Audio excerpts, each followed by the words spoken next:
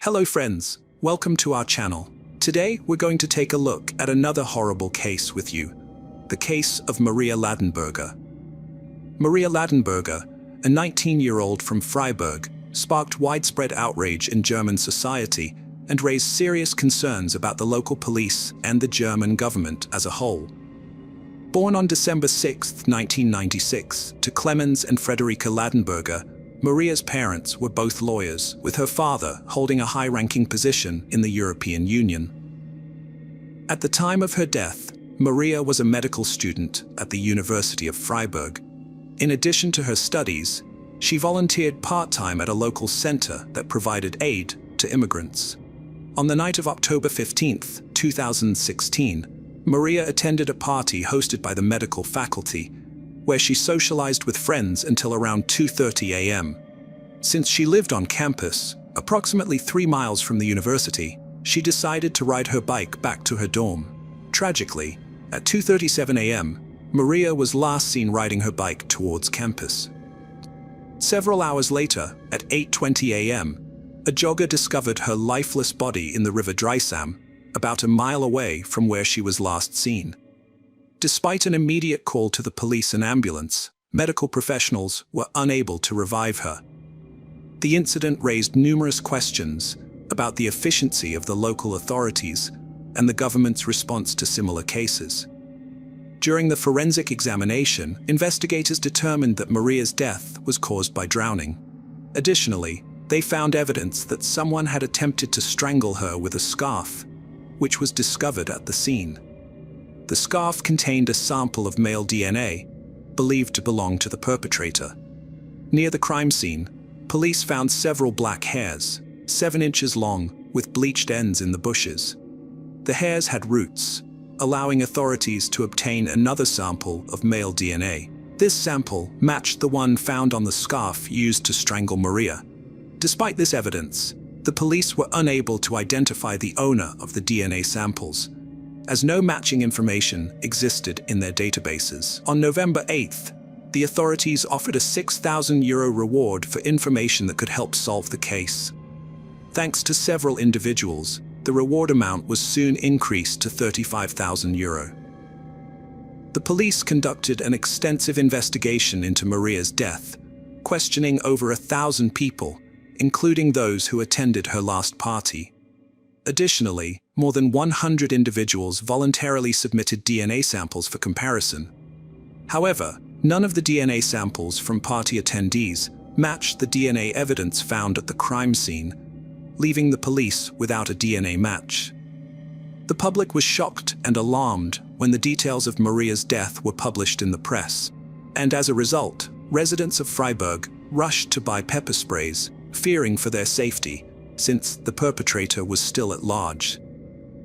There was also an increase in reports of women being harassed in the city, with 2 similar incidents occurring in the same area, one just days before Maria's death and another 2 weeks prior.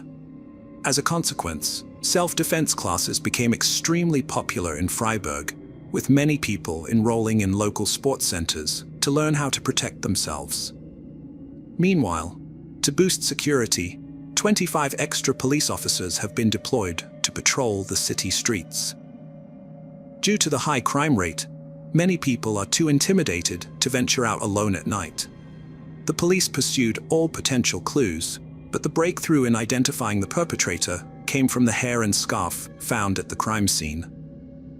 With the description of the sought-after individual being a male with long black hair featuring bleached ends, the authorities began scrutinizing footage from numerous city cameras. Upon reviewing the CCTV recordings from the city tram, they spotted a man with a similar hair color and length. The individual in question sported an undercut hairstyle, characterized by short hair on the sides and back, and longer hair on top. This particular footage was captured on the night of October 16th at 7 a.m., approximately 40 minutes prior to Maria's departure from the party. The suspect boarded a tram near the university and, after a 20-minute ride, disembarked at the final stop, which was less than a mile from the location where a jogger subsequently discovered Maria's body. Notably, the suspect had harassed 2 girls on the tram, though they eventually managed to extricate themselves from his unwanted attention. On December 3, 2016, nearly 7 weeks after Maria's death, the police arrested 17-year-old Hussein Kavari as a suspect. Initially, authorities believed him to be an immigrant from Afghanistan. However, during the investigation, it emerged that he was not 17 and not from Afghanistan. Kavari had entered Germany in November 2015 without an ID card, claiming to be from Afghanistan and born in 1999. Kavari said he was 16 when he arrived, but he lacked documents to support or disprove this. Due to his claimed age, Germany granted him asylum as an underage unaccompanied refugee. He was placed with a foster family in a scenic town near the Black Forest, where he attended school, learned German, and received government benefits. It turned out that fabricating his age was a common tactic, which provided advantages not only when applying for asylum, but also in case of committing crimes, as juvenile offenders face less severe punishment. The suspect's age will be revisited later, as it's just one aspect of his troubled biography. After the police arrested Hussein Kavari as the prime suspect in the Maria Ladenburger case, his image was published in the media. Although German media outlets blurred his face, TV channels and newspapers in other European countries did not, publishing unobstructed pictures of him. A Greek lawyer, Maria Eleni Nenkop, recognized Kavari after seeing his photos in the media. She had previously defended him in court in the spring of 2013, when he was charged and found guilty of a life-threatening attack on a young student on the Greek island of Corfu. Kavari claimed his father had died many years ago in Afghanistan, but the police discovered his father was actually alive and living in Iran. The court was able to determine Kavari's age more accurately after the prosecutor contacted his father by phone. According to his father, Kavari was born in Iran on January 29, 1984, which made him 32 years old at the time of Maria's death. As a result, he was tried as an adult.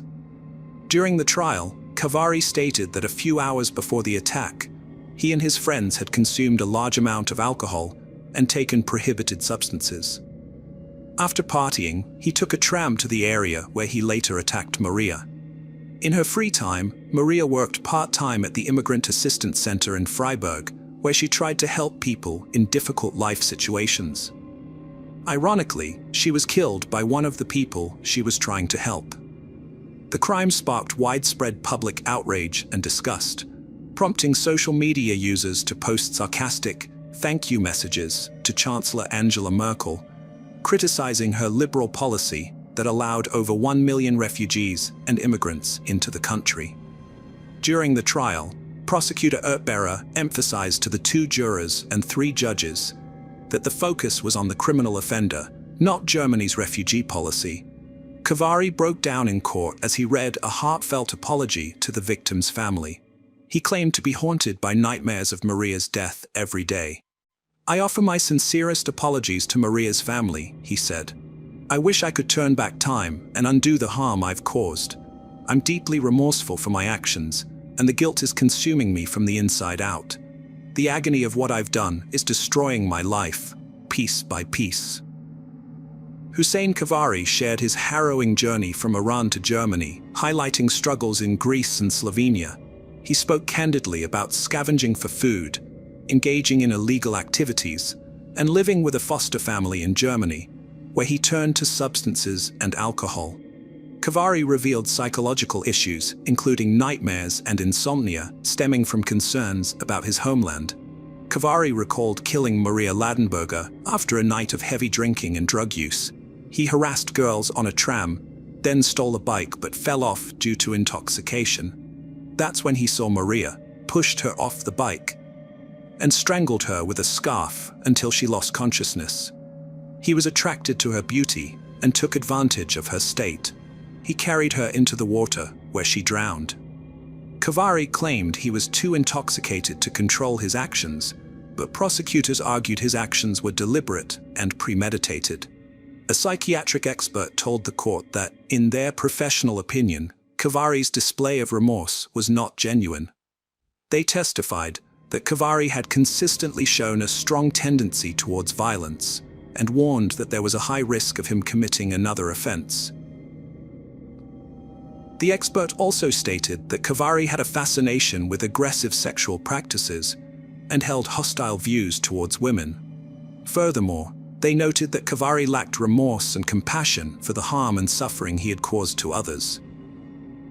Maria's parents hired a lawyer to represent them at the trial, opting out of attending due to concerns about emotional statements from victims' families influencing the outcome. They also wanted to avoid media hype and politics. They considered meeting the perpetrator, but decided against it, believing Maria wouldn't want them to, and that it wouldn't achieve anything positive. On Sept 22, 2018, Judge Catherine Shank found Hussein Cavari guilty. Before sentencing, Cavari was handcuffed and wore a black hooded jumper, showing a lack of empathy that drew applause.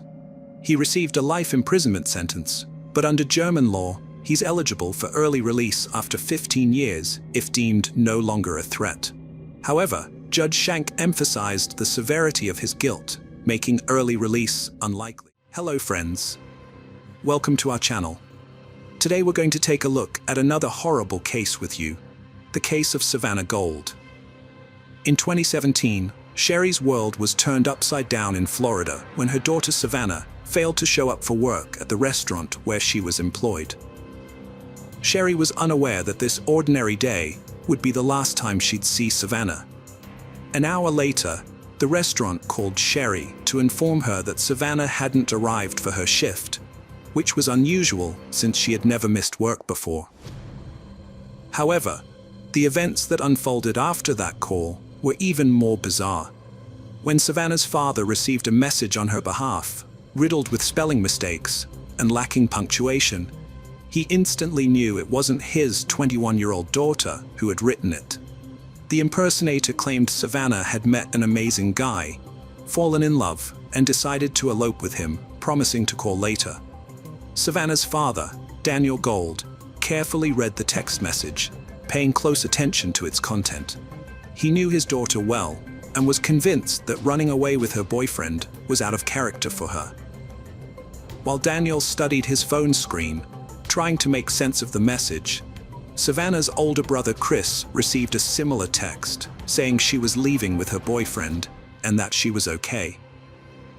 Daniel's instincts told him something was wrong, so he immediately started calling his daughter's phone, only to find it turned off.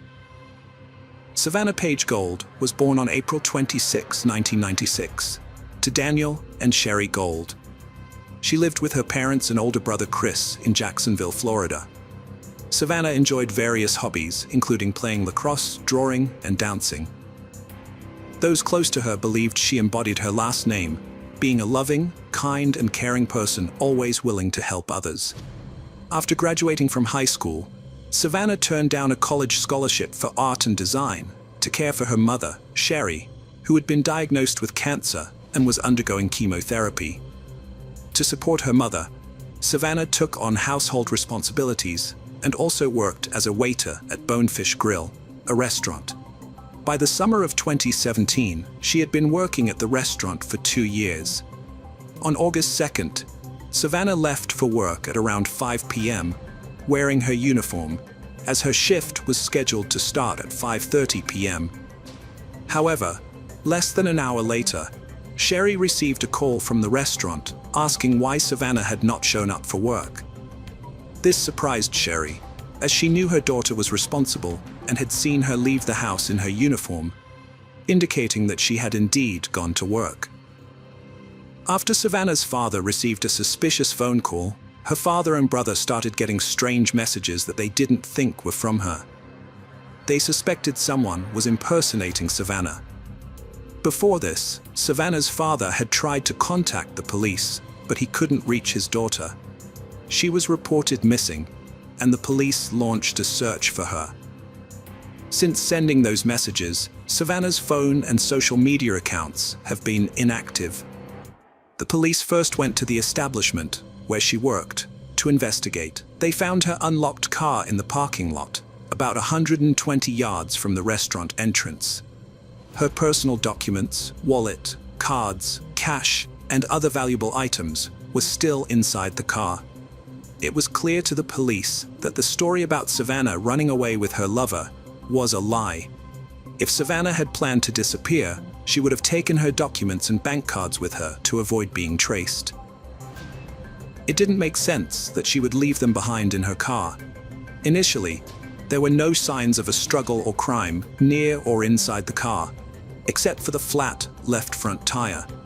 Forensic experts were called to investigate, and detectives visited the restaurant to speak with Savannah's co-workers. However, they all claimed that Savannah hadn't come to work that day and that no one had seen her. The presence of Savannah's car, parked 120 yards from the restaurant, led detectives to suspect that something might have happened to her after she arrived at work. They began canvassing local establishments, particularly those with surveillance cameras, to review the footage and identify the moment Savannah parked her car. Although the image quality was poor, the police were able to see from the footage that Savannah parked her car, got out, and walked to a nearby silver Chevrolet Malibu sedan. For 14 minutes, she stood next to the driver's door, talking to the person behind the wheel. She then opened the back door and got in, and the driver followed suit. The police watched as the car shook, and the back door swung open 3 times before being closed again. Officers suspected that a fight had broken out inside the car between Savannah and the Chevrolet's owner. Shortly after, the man exited the car, approached Savannah's vehicle, opened the driver's door, and removed something from inside. He then punctured the front left tire, got back into his vehicle, and drove away without Savannah ever getting out. The owner of the Chevrolet Malibu was quickly identified as Lee Rodarte, a 28-year-old manager and chef at the restaurant where Savannah worked. He had helped distribute flyers with Savannah's picture during the police investigation and claimed not to have seen her for about 3 weeks, citing their different work shifts. However, when detectives re-interviewed restaurant employees, they discovered that Lee and Savannah's relationship went beyond a professional one. Several people came forward to reveal that the two had met secretly after hours and were romantically involved, a fact that Lee had failed to disclose to the police.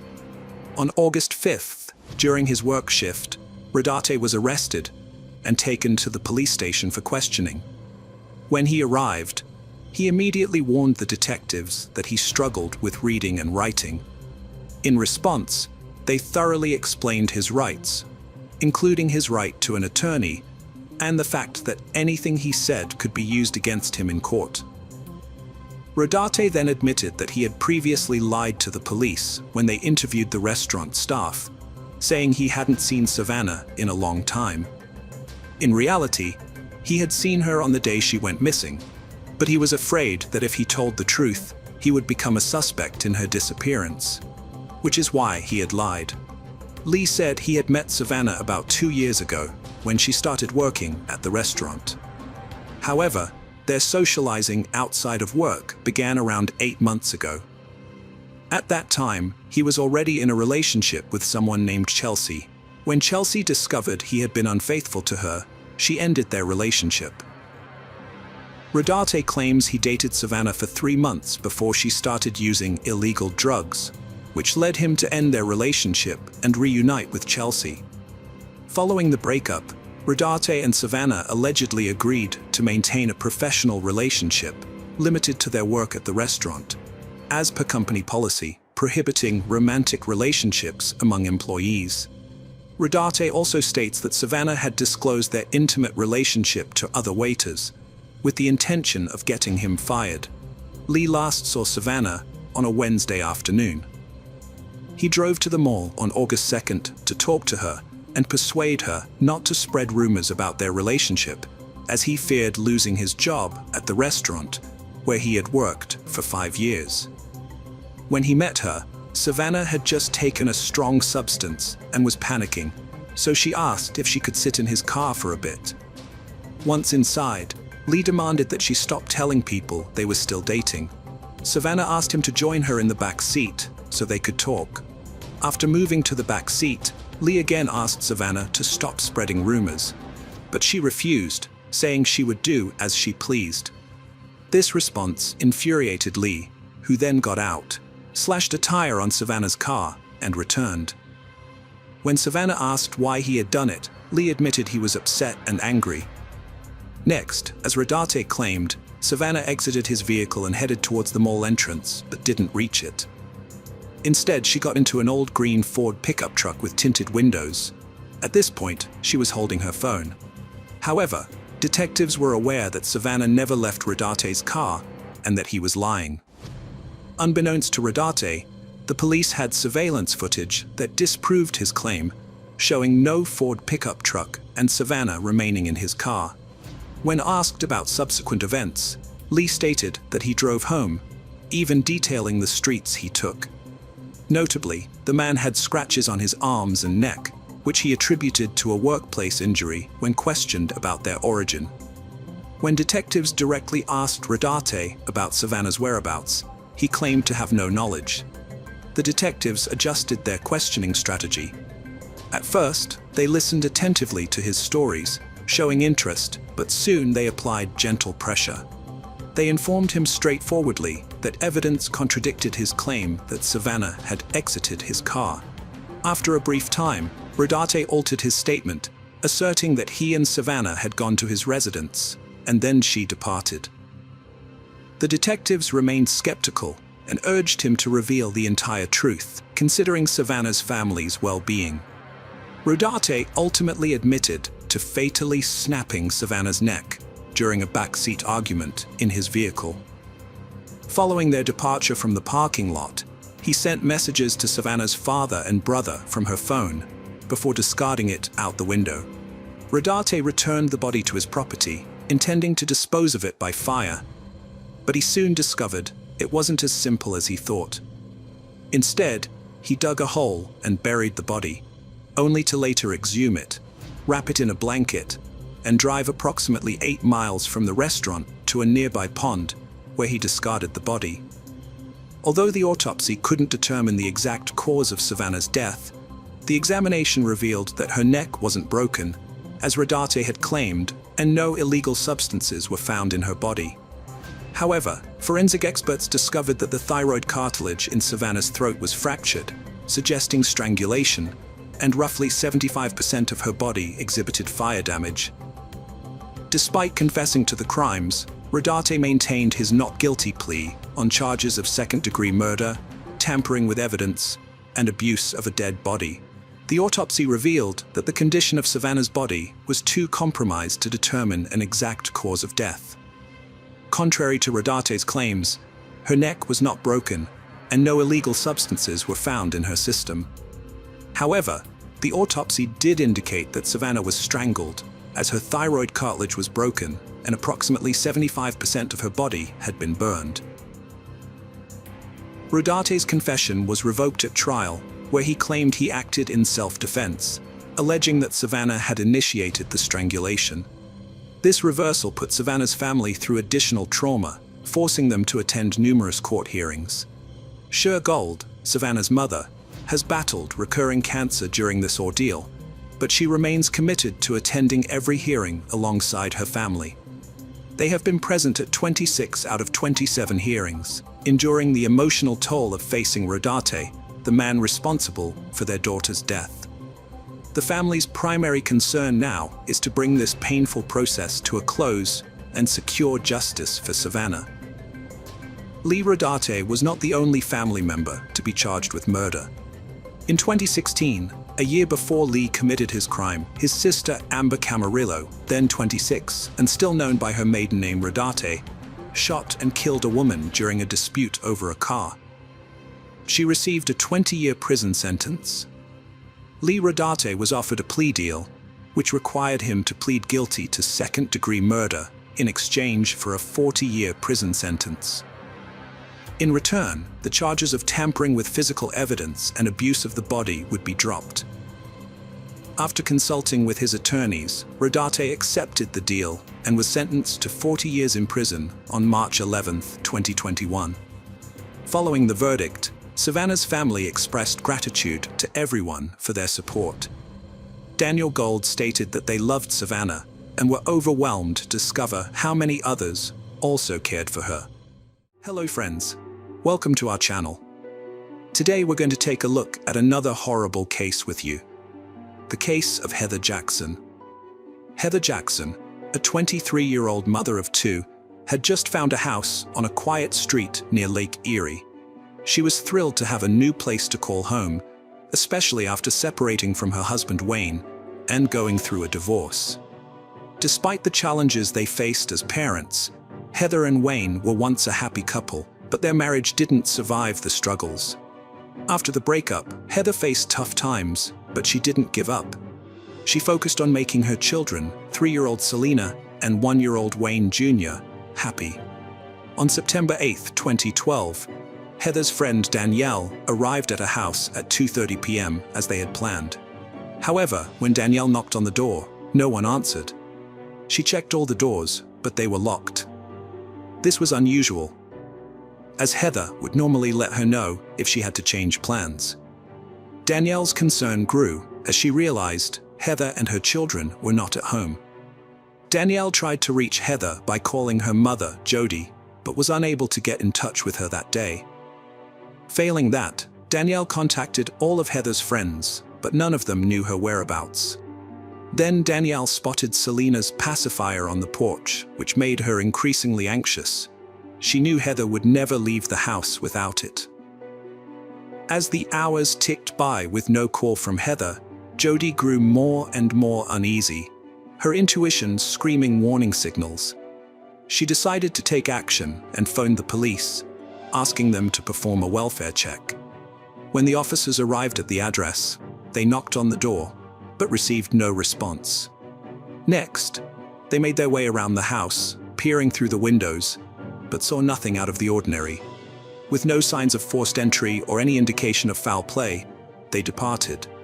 At approximately 7:30 p.m., Thomas Hansen and Dan Reiner, friends of Heather, arrived at her house, having learned that she was missing. They knocked on the front door, but there was no response. Reiner then proceeded to the back porch, forced open the door, and entered the home. Upon entering, they discovered Heather's lifeless body in the bedroom, completely naked, and immediately called the emergency services. Sergeant Eric Gray Bill, a police officer with the Sandusky Force, responded to the call and entered Heather Jackson's home. He found Heather's body awkwardly positioned between the box spring and mattress in her bedroom, with a ligature constricting her neck. Notably, the TV in the house was still operational, but the children were absent.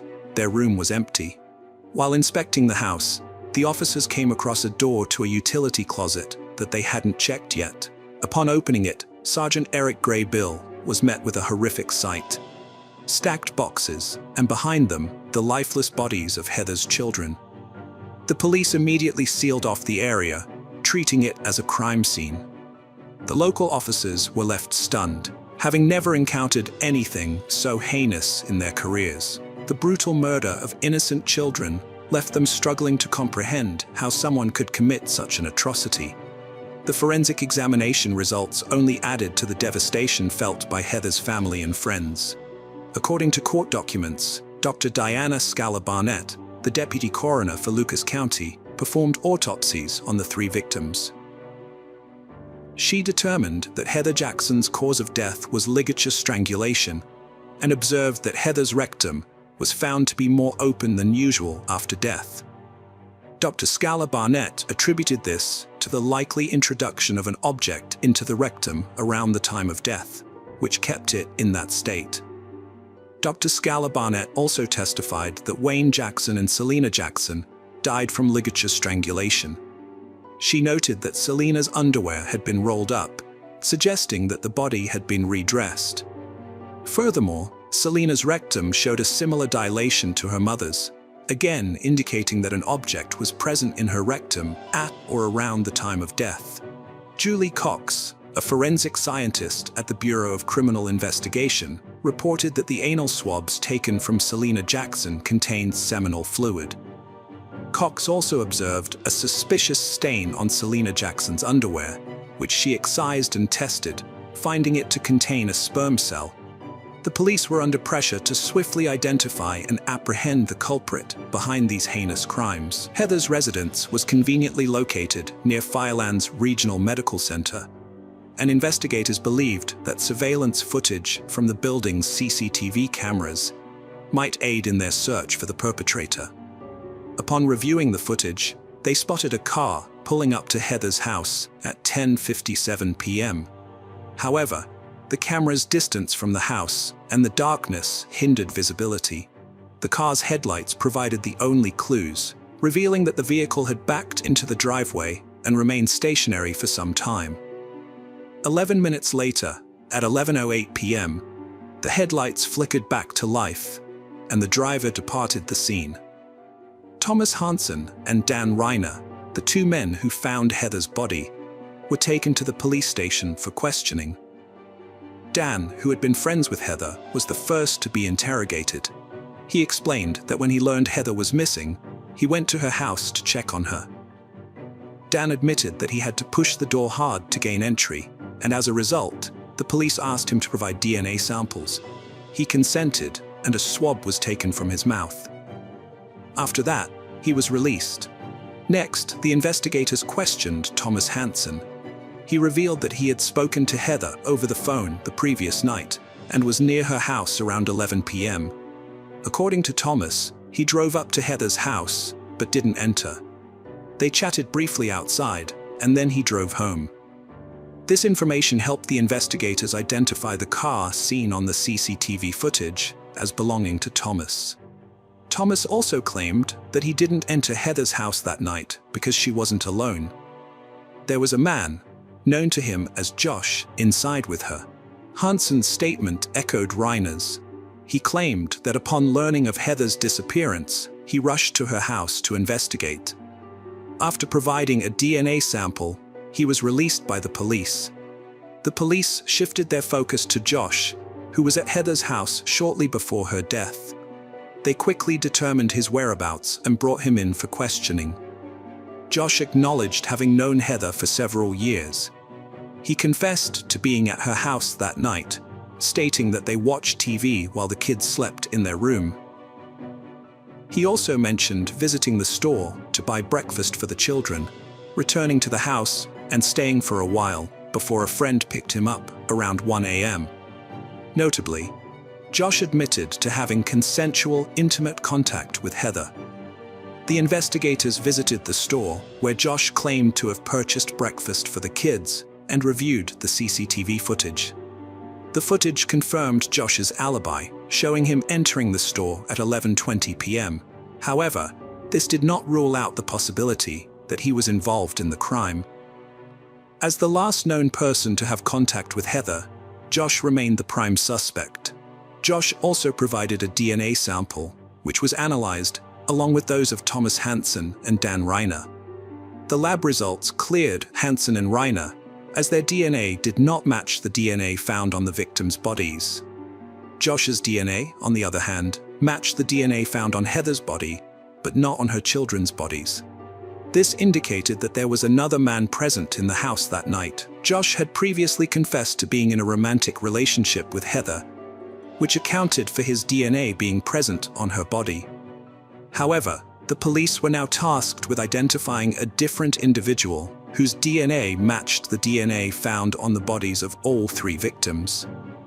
The investigators quickly ruled out Heather's husband Wayne, who was in the process of divorcing her, as a suspect because he lived in a different state. The detectives then focused on Heather's cell phone records, hoping to find some answers. Upon receiving the report, they discovered that Heather had been very active on her phone, right up until the night of her death. Her last phone conversation took place at 3:12 a.m. and lasted 30 seconds. The police now needed to identify the owner of the phone number she had called. 36 hours after Heather's death, the police obtained additional CCTV footage. While analyzing it, the investigators noticed a white car pulling up to her house at around 3 a.m. This coincided with the time Heather stopped using her phone, which might not have been a coincidence. The officers also saw that the white car drove away about an hour later. around the time when Heather, Selena, and Wayne were likely already dead. Although the footage quality was poor and didn't allow the police to see the license plates, they were able to determine that the car was a Cadillac. Once the investigators received information from the phone company about the owner of the phone number Heather had called, they had a lead. The number belonged to 41-year-old Curtis Clinton. It was with him that Heather had her 30-second phone conversation at 3:12 a.m. Curtis Clinton's background check revealed alarming details. Police records showed that Clinton was released from prison in February after serving a 13-year sentence for 2 counts of felonious assault and involuntary manslaughter. He had pleaded guilty to the 1997 murder of 18-year-old Misty Keckler from Fostoria, who was found strangled, naked, and bound in a bathtub. The similarity to Heather's case, combined with the fact that Clinton was released from prison just 6 months prior to Heather and her children's death, raised concerns among investigators. It seemed possible that Clinton had reverted to his previous violent behavior. Furthermore, Clinton owned a white Cadillac, which made him the prime suspect.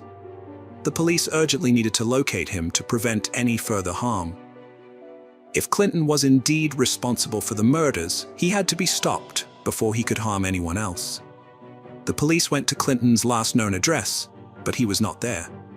A few hours later, a patrol officer found a white Cadillac on a nearby street, but Clinton himself was still missing. A search of the vehicle revealed a receipt from a gas station on the night of the crime. The investigators headed to the gas station to review the CCTV footage. On the recordings, they identified Clinton and his distinctive white Cadillac.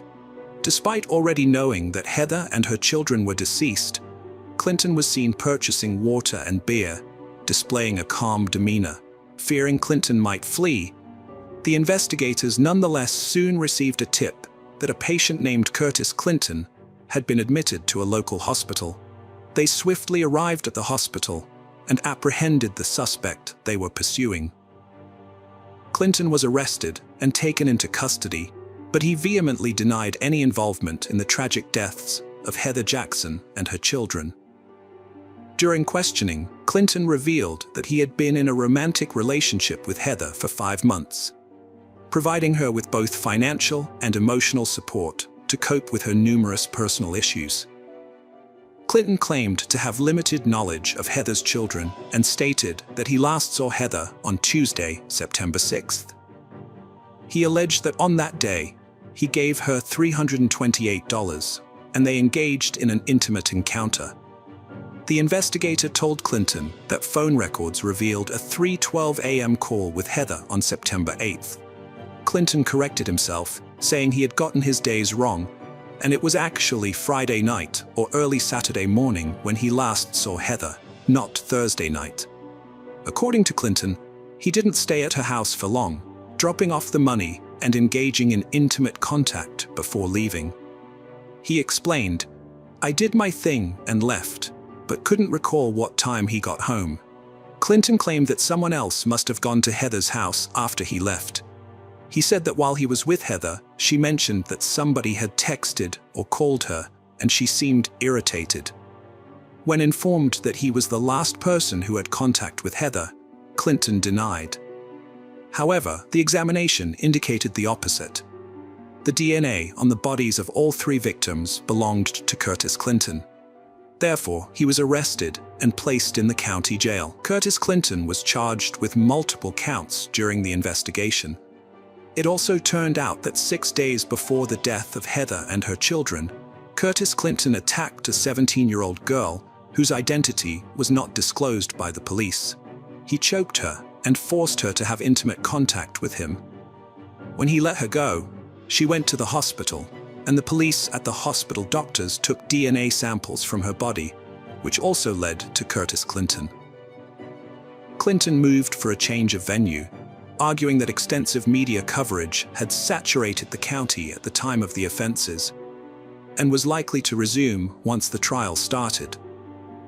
The trial court denied the motion for a change of venue, stating that while the pre-trial publicity was extensive and adverse to the defendant, the publicity was not sufficiently prejudicial that readers and viewers could not realistically shut it from sight.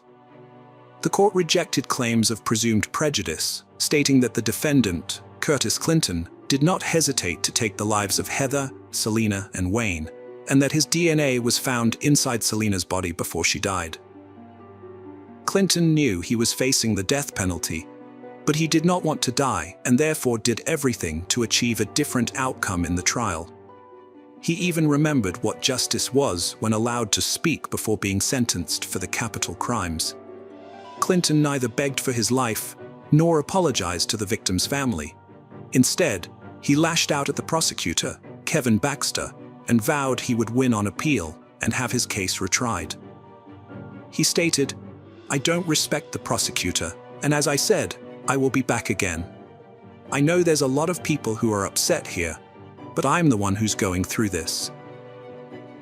This statement triggered a disgusted response from some of the 70 people present at the hearing in November 2013.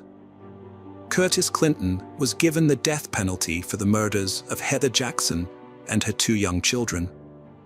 When he learned he would be executed by lethal injection, Clinton became violent towards Heather's brother, who expressed a preference for Clinton to die in prison at the hands of other inmates. Deputies and court staff restrained Clinton, who was handcuffed, and pushed him into a chair, while other officers restrained Heather's brother as they exchanged profanities in a packed Erie County courtroom.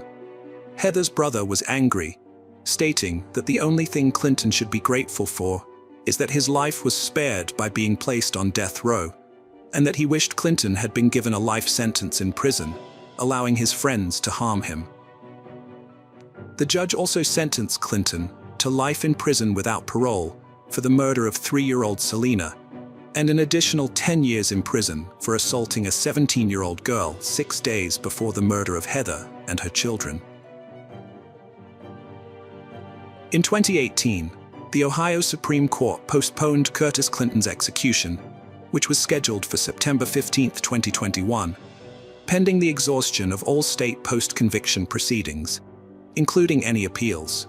As of now, Curtis Clinton remains on death row, and his sentence has been upheld, but his execution will not take place in the near future. Ohio is currently holding over 100 inmates on death row, but Governor Mike DeWine is doubtful that any of them will be executed in the remaining 3 years of his term.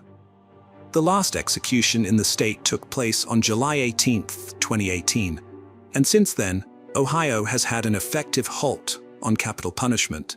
According to Governor DeWine, the reason for this is that lethal injection is the only approved method of execution in Ohio. But pharmaceutical companies have threatened to retaliate if the state uses their products for this purpose. This would have a significant impact on the state's health department and other agencies. The governor has told the state legislature that the only way to resume executions is to change the law to permit alternative methods of execution. But so far, the legislature has not taken any action, and DeWine does not expect them to do so. Hello friends, welcome to our channel. Today, we're going to take a look at another horrible case with you, the case of Zoe Nelson. Zoe Nelson was born on August 13, 1992, in Wishaw, Scotland. At the age of 18, she lived with her mother, stepfather, and 2 younger sisters, including 16-year-old Laura Ann, in New Mains, a village on the eastern edge of Wishaw, about 18 miles southeast of Glasgow. Zoe attended Motherwell College, where she was a popular student with many friends. A complicated romantic situation developed when both Zoe and her sister Laura Ann became involved with the same 20-year-old man, Robert Bain, who lived with his grandparents about a mile from the Nelson family home. Tensions between the sisters increased, leading to conflicts. On May 22, 2010, Zoe met Robert outside her home, which upset Laura Ann. When Laura Ann saw this, she rushed out of the house to confront Zoe. Their 40-year-old mother, Mary Ann Nelson, witnessed the fight between her daughters. According to Mary Ann, Laura Ann tried to provoke Zoe by flicking her hair and attempted to slap her face, leading to a physical altercation at the end of the driveway. Marianne intervened, breaking up the fight and telling the sisters to leave and not come back. Zoe complied with her mother's order and never returned home. At around 11 p.m. that same day, some locals spotted someone setting a fire in the wooded area known as Monkey Hill. The smell of smoke drifted to nearby homes, but at the time, no one paid much attention. Zoe's aunt, 35-year-old Shirley Nelson, later remembered that night, describing how she was sitting in her garden in New Mains after finishing her second shift at work. She and her sister sat in the back of the house until about 11 p.m. when it got cooler and they smelled smoke. However, they didn't think anything of it because of the warm weather. The next day, Zoe's family tried to contact her, but no one answered. On the afternoon of May 23rd, Stuart Bell, a 45-year-old government employee from Wishaw, rode his motorcycle into a nearby wooded area and saw something strange. At first, he thought it was a charred tailor's dummy, but upon closer inspection, he realized it was a human body that had been badly damaged in a fire. He immediately went home to call the police, who arrived 15 to 20 minutes later. When the police arrived, they sealed off the area, as nothing so horrific had ever occurred there before. News of the body's discovery quickly spread, and when Zoe's family learned of it, her mother, Marianne Nelson, went to the police to report her daughter's disappearance, which had happened after they had fought, and Marianne told Zoe not to come home. The police soon broke the devastating news to the Nelson family. Zoe had fallen victim to a crime. Marianne issued a statement through the police, describing Zoe as a typical popular 17-year-old with a strong presence in the local community and many friends. In just a couple of months, she would have turned 18. Her family is deeply distraught over her loss. Zoe's stepfather, Daniel, and her sisters, Laura Ann and Ashley, are heartbroken about what happened, and the family is urging anyone with information to come forward and assist the police in their investigation. Hugh Logan, the principal of Motherwell College, where Zoe studied vehicle body repair, expressed shock on behalf of the college community upon learning the dreadful news of her death. He described Zoe as a very popular student and conveyed that the college's thoughts are with her family and friends. A thorough investigation of the scene spanned several days, with a team of at least 50 police officers working on the case. Detective Derek Robertson, part of the main investigation team, lamented the loss of Zoe's young life and vowed that his officers would not rest until the perpetrator was caught. He urged anyone who saw Zoe between 5 p.m. and 11:20 p.m. on Saturday night to come forward and assist the investigation. Robertson noted that, given the area's popularity on the hottest day of the year, numerous people would have been taking shortcuts and sunbathing, and that the police were particularly interested in speaking with those who may have used the dirt trails, including one that crossed near the location where Zoe's body was found. Zoe was about 5 feet 6 inches tall, with a heavy build and collar-length brown hair. At the time she went missing, she was wearing gray tracksuit bottoms, a white long-sleeved top, and black Nike trainers. The detectives have been reviewing CCTV footage, phone records, and computer data, as well as conducting door-to-door inquiries and speaking to Zoe's friends and family to try to recreate her last movements on May 26th. The police released video footage from a local shop where Zoe was seen just hours before she died. These small details were crucial to the investigation, as they helped the police trace Zoe's movements and ultimately led to the arrest of the person responsible for her death. After examining the crime scene, investigators found a red plastic sombrero-shaped cap from a Sierra Silver tequila bottle near the body and an empty bottle of the same brand on the other side of a small walkway nearby. Due to the body being exposed to fire for approximately 7 hours, forensic experts faced limitations in determining the exact cause of death. The body was discovered with a partially melted plastic bag covering most of the face, leading pathologists to conclude that asphyxiation was the most likely cause of death. Despite the damage, the palm of the right hand remained relatively intact, allowing 2 DNA samples to be collected, one matching Zoe Nelson herself and the other belonging to an unidentified male. Ultimately, the official cause of death was recorded as undetermined. By May 28th, police had gathered several witness statements that provided a disturbing account of Zoe's last days. One witness reported seeing Zoe with a heavily intoxicated and aggressive man at around 5:15 p.m. on May 22nd, who was hitting her on the head. Another witness claimed to have seen Zoe walking with a man with a tattooed face near his home in New Mains. A third witness described seeing Zoe with a similar-looking man in New Mains, who appeared angry, hit a lamppost, and threatened to take someone's life that night. Multiple witnesses came forward, all describing the same young man, 20-year-old Robert Bain. Notably, Robert Bain had a prior criminal record despite his youth. He had served 18 months in prison for robbery and was released just 7 weeks before Zoe's death. Additionally, he had been arrested 4 times for possessing illegal substances, though as a juvenile, he faced minimal consequences. Investigators started to view Robert Bain as a prime suspect in the case. Before they could take further action, Bain surprisingly turned up at the police station in Wishaw around 5:50 p.m. on May 28th. He was clearly intoxicated, slurring his words, and wanted to make a statement. Bain claimed that a few days prior, he had been in Motherwell, where he got on a bus to return home. During the journey, he said, a man named Stuart Campbell boarded the same bus. Bain alleged that he approached Campbell and asked if he had been with Zoe on the previous Saturday night. According to Bain, Campbell's response was incriminating. Yes, I took her life. This was the first mention of Stuart Campbell's name during the entire investigation, whereas Robert Bain's name had come up repeatedly. As a result, the police arrested Bain on the same day. A strong justification for Robert Bain's arrest would emerge during his trial. At the time of his arrest, Bain claimed to have last seen Zoe on the morning in May. However, forensic tests revealed incriminating evidence against him. A DNA sample from Zoe Nelson's hand revealed not only her own DNA, but also traces of another person's DNA, which matched part of Bain's DNA profile.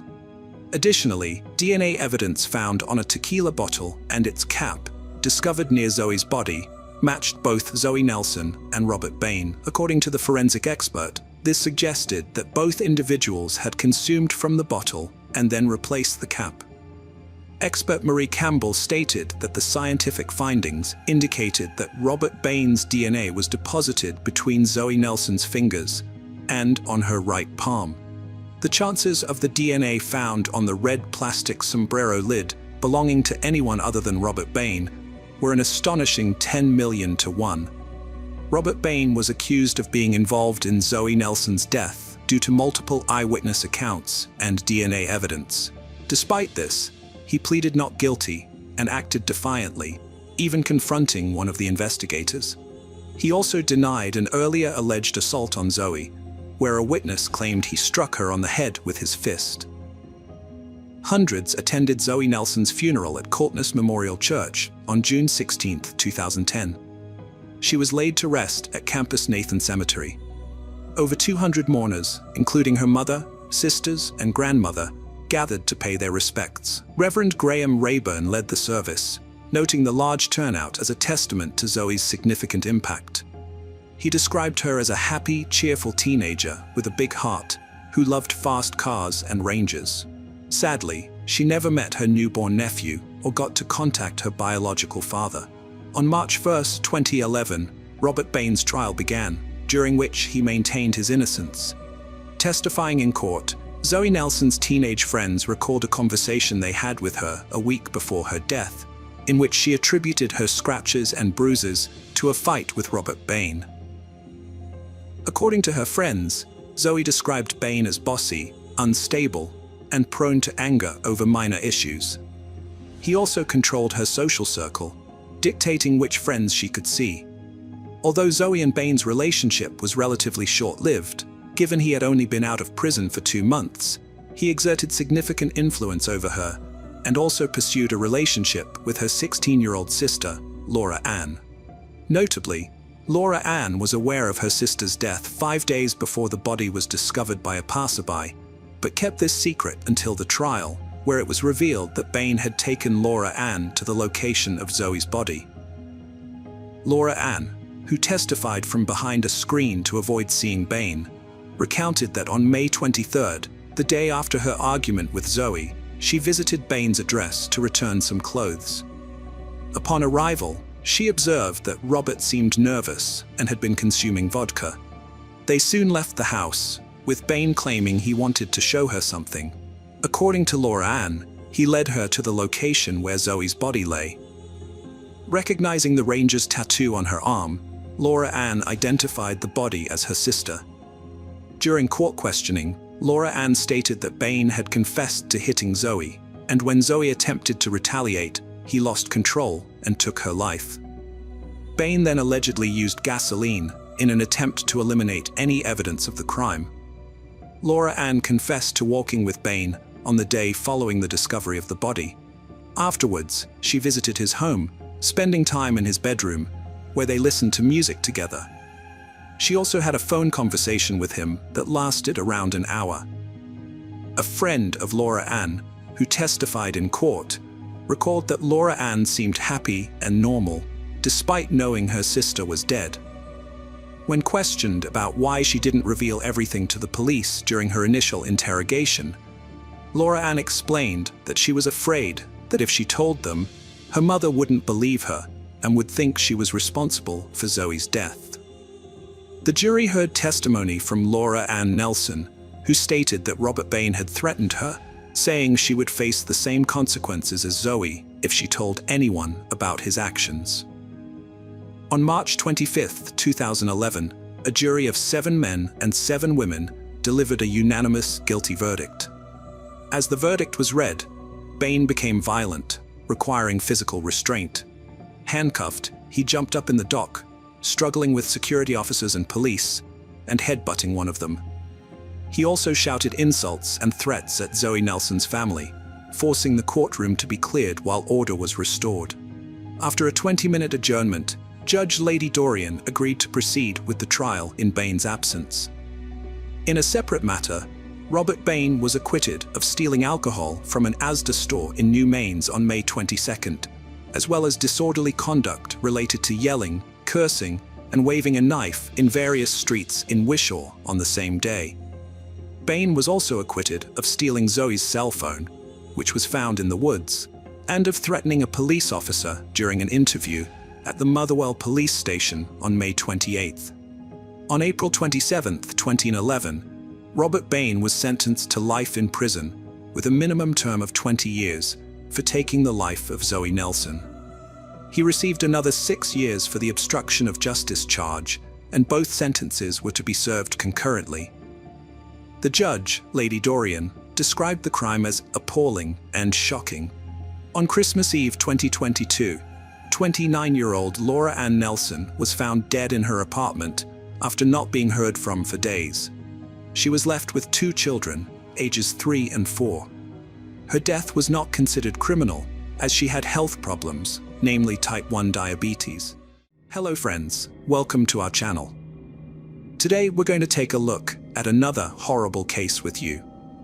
The case of Diane Holick.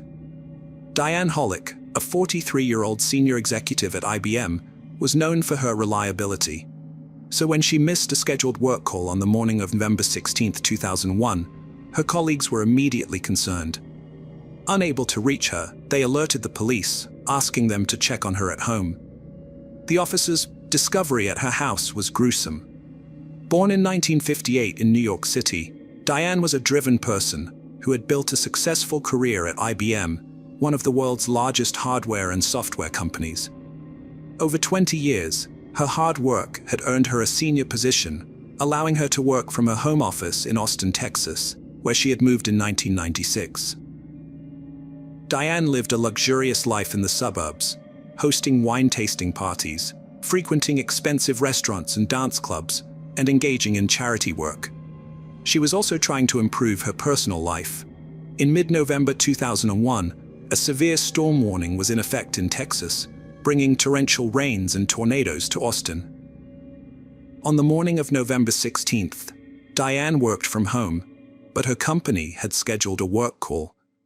Despite having multiple phones, including her home phone, she stopped answering all of them. Her colleagues left messages asking her to call back, and they soon became concerned when she didn't respond. They contacted the police department and requested that someone be sent to Diane's house to check on her welfare. When the officers arrived, Diane's neighbor, who had a spare key, noticed their presence. The police entered the house, where they were met with complete silence, broken only by the sound of dogs emerging from the kitchen. As they received no response from Diane, they began to search the house. In the second-floor bedroom, they made the grim discovery of Diane Holick's lifeless body. Diane's home was one of the cleanest crime scenes detectives had ever encountered. Her body, fully dressed, lay in the bedroom next to her bed. Strangulation marks on her neck, resembling those left by a rope, and signs of wrist binding with cable ties, indicated a crime had taken place. The lack of theft, struggle, or forced entry led detectives to suspect that Diane's killer was someone she knew and trusted. There was no evidence of forced intimacy before her death, but dark spots and red stains on the carpet near the bedroom entrance suggested a possible struggle. One anomaly in the otherwise tidy home caught the detectives' attention. A towel lying on the back of the living room sofa seemed out of place. They sent it to the laboratory for analysis, hoping it might provide a crucial clue.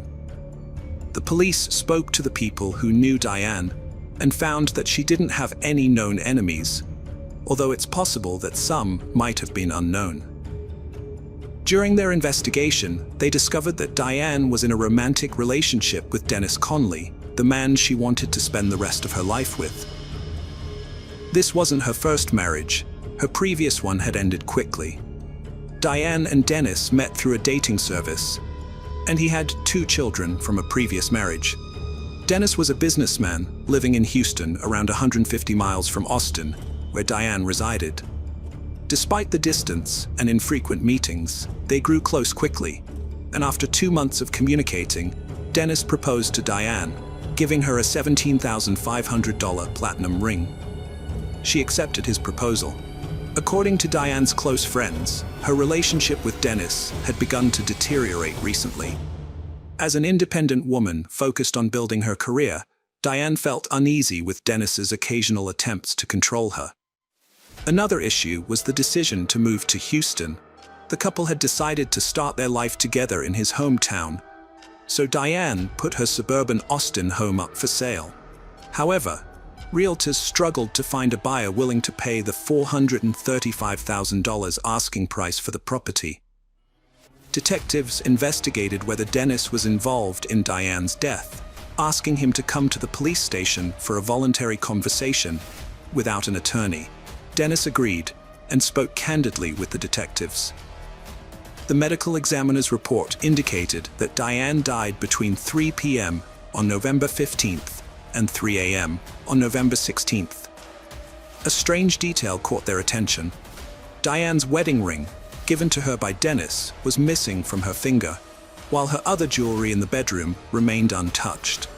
This led to the theory that the killer had a personal motive or deliberately removed the ring to mislead the investigation.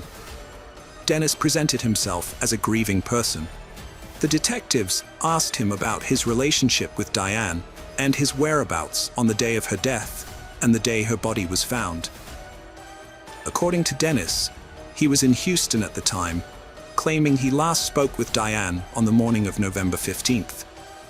He spent the entire day at work, without contacting her again the following morning.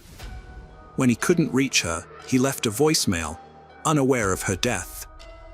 Dennis acknowledged that their relationship was troubled, revealing recent arguments before concluding the conversation.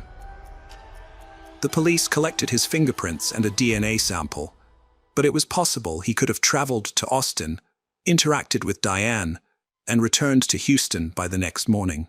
However, after verifying his alibi, the detectives determined he had not left the city, so they had to pursue another suspect.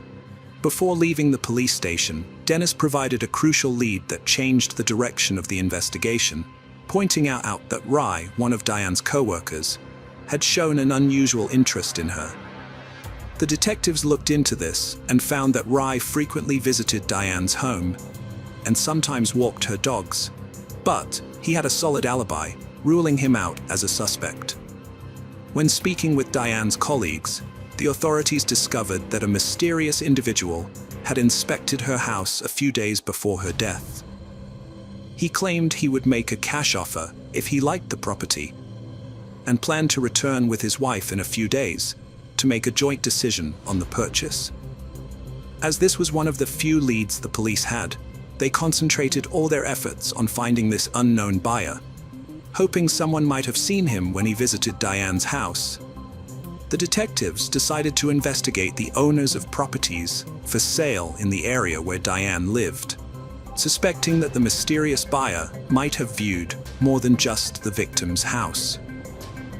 They conducted interviews with the owners and discovered that 7 women had experienced a similar incident. A 35 to 45-year-old man with a prominent nose and dark hair styled back had visited their homes on the day of Diane's death, without a real estate agent present. While 6 women had refused him entry, 1 woman had allowed him inside. According to her, the man's behavior became strange after entering the house.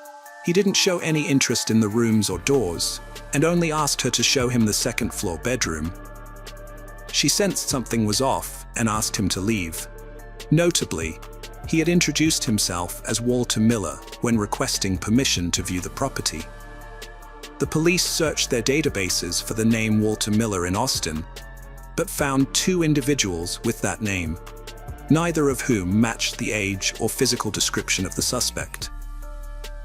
As detectives probed the motive behind the crime, they wondered why the thief had only taken the wedding ring, and whether they might have stolen other jewelry or cash, given the victim's wealth and history of living alone, which made it impossible to determine the extent of her jewelry collection. They also questioned the significance of the perpetrator removing the cable ties that bound Diane's hands and taking them with him. Did he know her personally? The autopsy revealed no signs of sexual assault prior to Diane's death, and her body was found fully clothed. Despite this, the detectives returned to her home to search for any traces of semen, assuming the perpetrator might have left behind some evidence. However, their search yielded nothing. A composite sketch of a potential suspect was broadcast on evening news programs, urging anyone with information about a similar individual to come forward. One of the few leads available to investigators was a few strands of hair found on a towel at Diane's residence. Although the hair lacked roots, preventing a complete DNA analysis, detectives remained hopeful that a partial DNA profile could still yield results. A woman contacted the police after seeing the composite sketch, which she believed resembled a suspect in the Diane Hollick case. During her interview with detectives, she recounted how she and her husband had listed their house for sale 6 months prior. A man had arrived, claiming he wanted to purchase the property with cash, but needed to view it first. Since no real estate agent was present, she refused to let the stranger inside. 2 months later, the same man reappeared on her doorstep, introducing himself as Jim Taylor. With her husband away at work and only her young daughter present, the man again asked to enter the house. When she denied his request, he became agitated, shouting and insisting that he be allowed inside. The woman threatened to call the police, prompting the would-be buyer to leave. Still shaken, she wrote down the man's name and the license plate number of his minivan, which had been parked in her driveway. When she saw the suspect's portrait on the news, she immediately recognized him as the same person who had come to her house a while back. This new information led the police to obtain the license plate number, which they then used to identify the vehicle's owner through their database. However, the owner's name was not Jim Taylor, as they had initially suspected, but rather Patrick Anthony Russo. At first, it seemed unlikely that Russo was involved in Diane's death. He appeared to be a family man, living 40 minutes from Austin with his wife and 2 children, and even played in a local church music band. But as the police dug deeper into his past, they discovered a more sinister history. Russo was an ex-convict who had served time for a series of attacks on women. One of these attacks had even escalated to abduction, where he had tied his victim up with cable ties and attempted to strangle her, stopping only at the last moment. For this crime, he had been sentenced to 20 years in prison. While serving his sentence, Anthony Russo met his future wife Janet, a volunteer at the prison's church program. Despite his lengthy criminal record, Russo was granted parole after serving 8 years of his 20-year sentence. The police was skeptical about the coincidence, so they obtained a search warrant for Anthony Russo's residence. When the police arrived, Anthony answered the door, but they found no incriminating evidence inside his house, including Diane's ring or any other personal belongings. A subsequent search of his minivan also yielded nothing. However, the neighbors reported seeing a similar vehicle parked outside Diane's house on the day of her murder. Significantly, the police discovered several cable ties in the utility room that matched the ones that left marks on Diane's wrists. Although we might consider the tie as evidence, it's still indirect because anyone can purchase it at a hardware store. The investigator informed Anthony that his name had come up during an investigation and asked him to come to the station for a more in-depth conversation. At the station, the investigators asked Russo about his whereabouts on November 15th and 16th. Russo explained that on Thursday, the 15th, he traveled to Austin to visit a religious radio station but was unable to enter because no one answered the door. Coincidentally, this radio station is located near Diane Hall's house. According to Russo, he headed home around 4 p.m. but got slightly lost due to a hurricane, which delayed his arrival until around 6 p.m. When the police questioned Russo about his intentions to purchase a house, he claimed he had never browsed any properties for sale. This response proved to be pivotal, as it would later have significant repercussions. Upon being shown a photograph of Diane, Russo remained expressionless and denied ever having met her. Although the police were unable to find any evidence linking Russo to the crime, they were forced to release him. However, the following day, detectives visited the radio station Russo had mentioned and uncovered evidence that his previous statement about the closed doors was a fabrication. The employees at the station revealed that they had not closed the doors, as a large crowd had gathered in the lobby due to an approaching tornado. Meanwhile, a second woman approached the police after encountering a man who resembled the suspect's sketch while trying to sell her house. When the stranger came to her door with a pamphlet featuring local house listings, including her own, she let him in to view the property under the pretense that he would make a cash offer. However, when she showed him a bedroom, he attempted to attack her, but retreated hastily upon hearing her child cry in the adjacent room. The quick-thinking woman retained the pamphlet, which held a crucial fingerprint that the police later matched to Anthony Russo. Russo's claim of never having looked at houses for sale was thus discredited, and his false statement constituted a misdemeanor, a probation violation. Russo's arrest was prompted by his failure to meet parole conditions. Fearing he might flee while they gathered evidence linking him to Diane's death, authorities deemed it necessary to detain him. The police tracked down 15 women who had shown Russo around their homes. All of these women were later brought in to identify the suspect. In a lineup, the women saw 5 men, including Anthony Russo, all dressed similarly and with similar appearances. Each of these men repeated the phrase, "You have a beautiful house," in turn. 10 of the 15 women identified Anthony Russo as the man who had viewed their homes prior to purchasing. The other 5 women were unable to make a positive identification. When the police questioned Russo again, he knew he had been caught lying. Despite this, he continued to proclaim his innocence. At one point, he requested to see his wife and then refused to answer any more questions. The detectives soon received a report from the laboratory, which confirmed that the mitochondrial sequence of the hair found on the towel at Diane's house matched Anthony Russo's DNA. While this was a significant finding, it was not conclusive, as there was a small chance, 1 in 12,900,000, according to court documents, that the hair could have belonged to someone else. Although the investigation had accumulated a significant amount of circumstantial evidence, there was no single piece of direct evidence linking Russo to Diane Hollick's death. One additional piece of circumstantial evidence, however, was the report on the location of his cell phone, which placed Russo in the same area where Diane lived on the day she died. After examining the computer seized from his house, experts found a disturbing search history. Russo, a 37-year-old father of 2 and regular churchgoer, frequently visited an adult website. On this site, he watched videos and read articles about strangulation during intimate interactions. Notably, access to these materials required payment. Even more alarming was the discovery that just days before Diane's death, Russo read a story about a man who posed as a buyer to enter a lonely woman's home, strangled her, and then stole valuables, making it seem like a robbery to conceal his true motive of satisfying a desire for strangulation. The detectives conducted a thorough investigation into Russo and his wife's financial situation. Despite having only $2,000 in savings, Russo claimed to be in the market for a new home, which raised suspicions. Furthermore, the couple had yet to pay off the mortgage on their current residence, although there was no concrete evidence to prove this.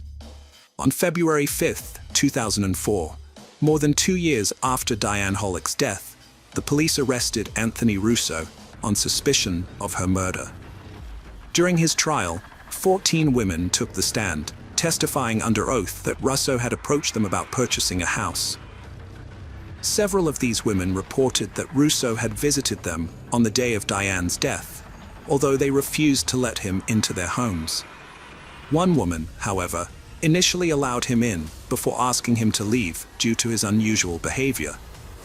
Notably, all the women Russo targeted were of a similar age, suggesting that he had been observing them before making his move.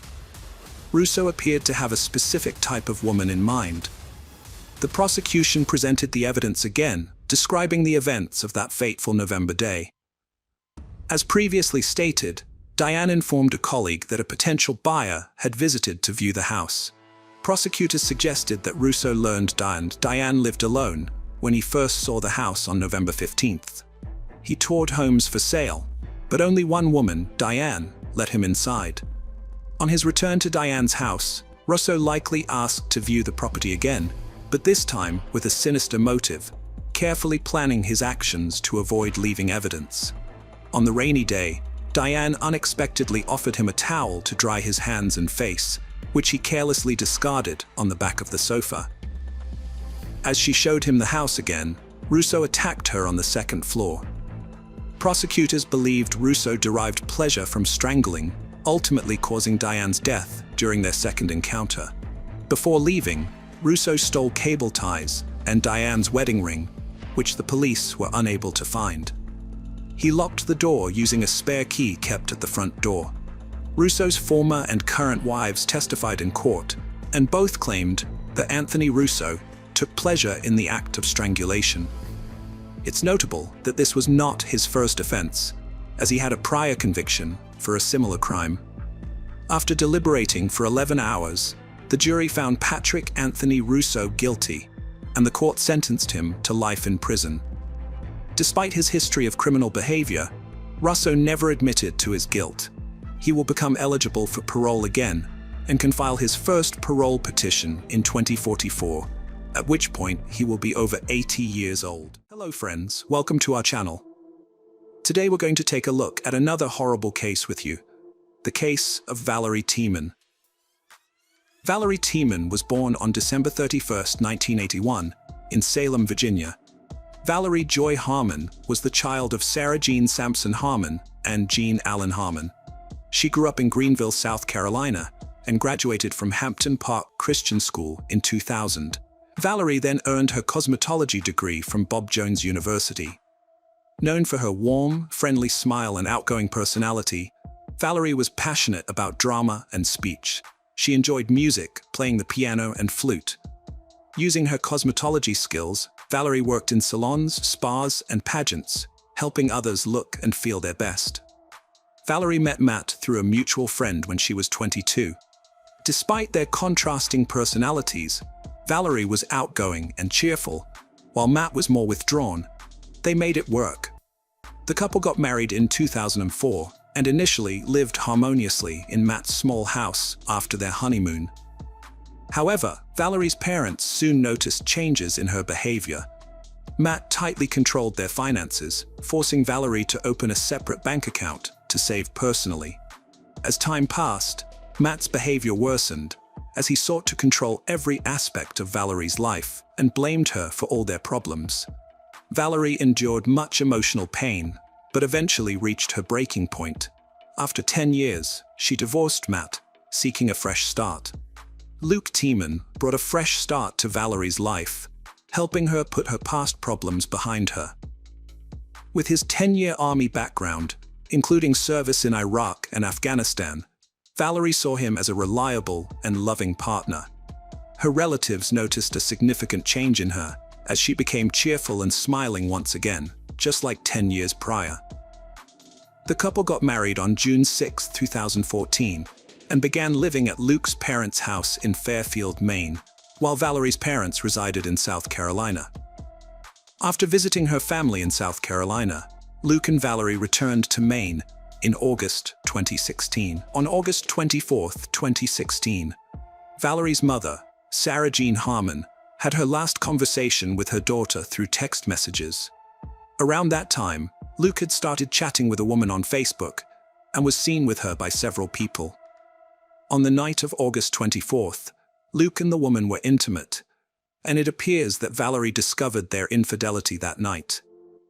On August 25, 2016, Valerie called Luke 31 times within a 5-hour span. A mutual friend of the couple contacted Valerie via Messenger, informing her that Luke was involved with other women and claiming they were separated. Valerie responded with several messages, expressing her heartbreak and conveying that God had a plan, and that Luke would never find a better woman than her, and that he had lost her. On August 26, 2016, Luke Tiemann moved in with the woman he was having an affair with, claiming to her that his wife Valerie had left him for another man.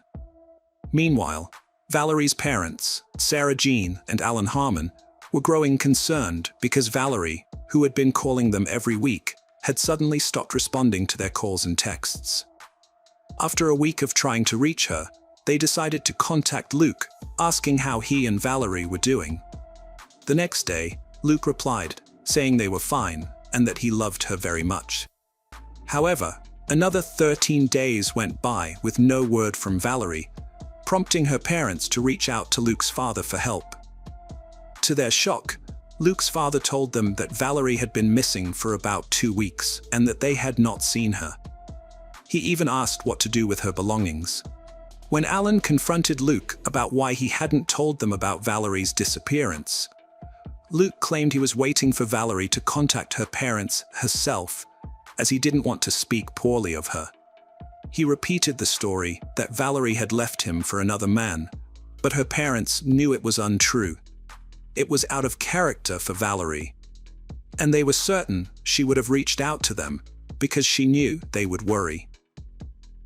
On September 9, 2016, Alan filed a report with the Fairfield Police Department stating Valerie was missing.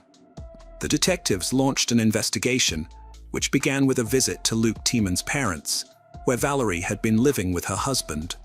During the visit, they spoke with Luke's mother, Laurel Tiemann, but she claimed to have no knowledge of their whereabouts. As a result, the detectives left without gaining any new information. Valerie's parents had always thought it was difficult for their daughter to live with Laurel, who they saw as overbearing. 2 weeks after Valerie's disappearance, Laurel packed all of her belongings into garbage bags.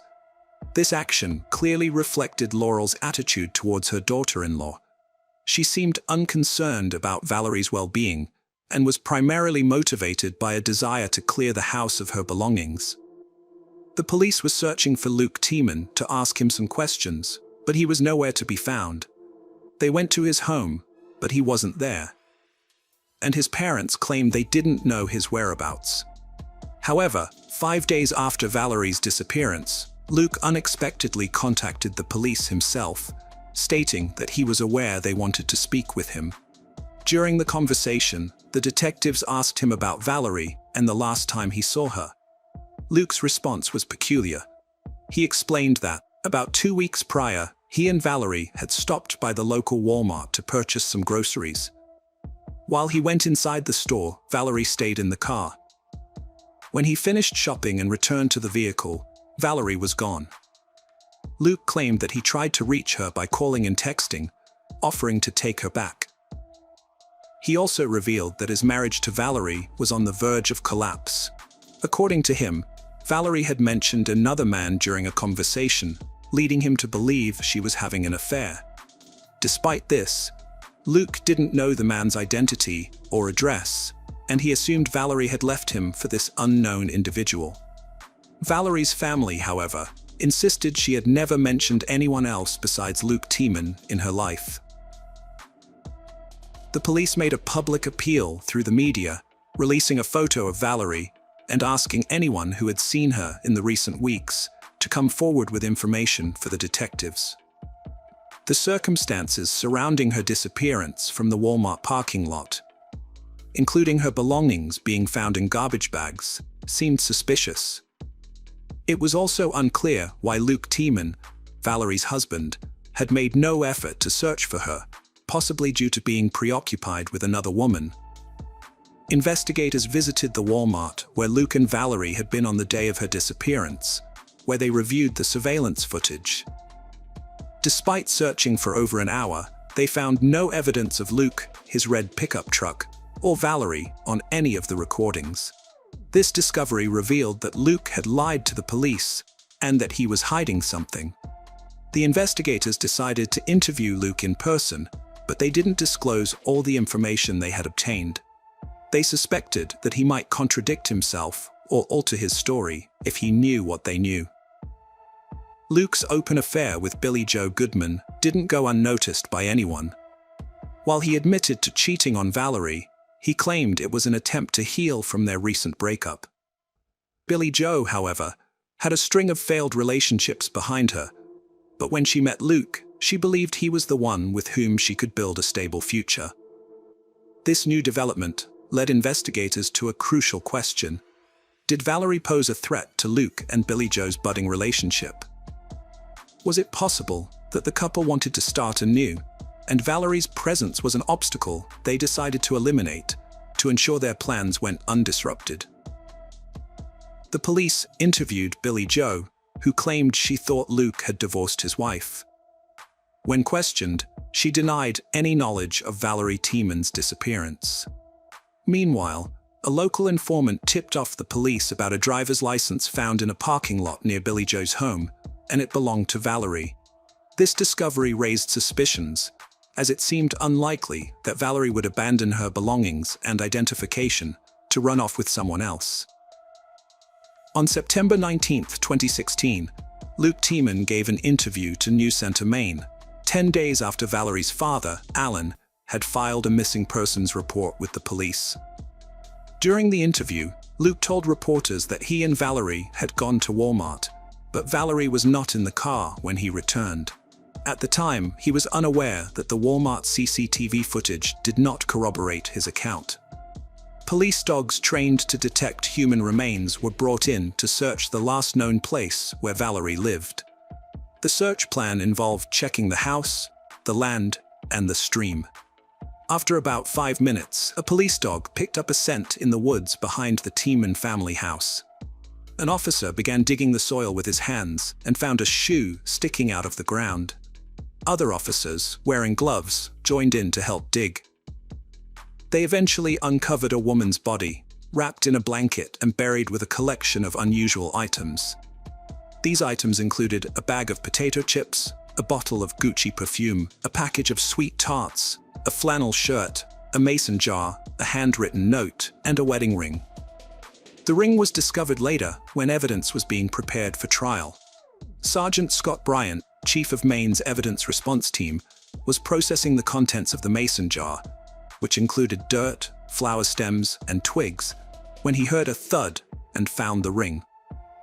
Although it was not specified who the ring belonged to, or whether it was a man's or woman's, Bryant noted that the ring was much larger than his own wedding ring.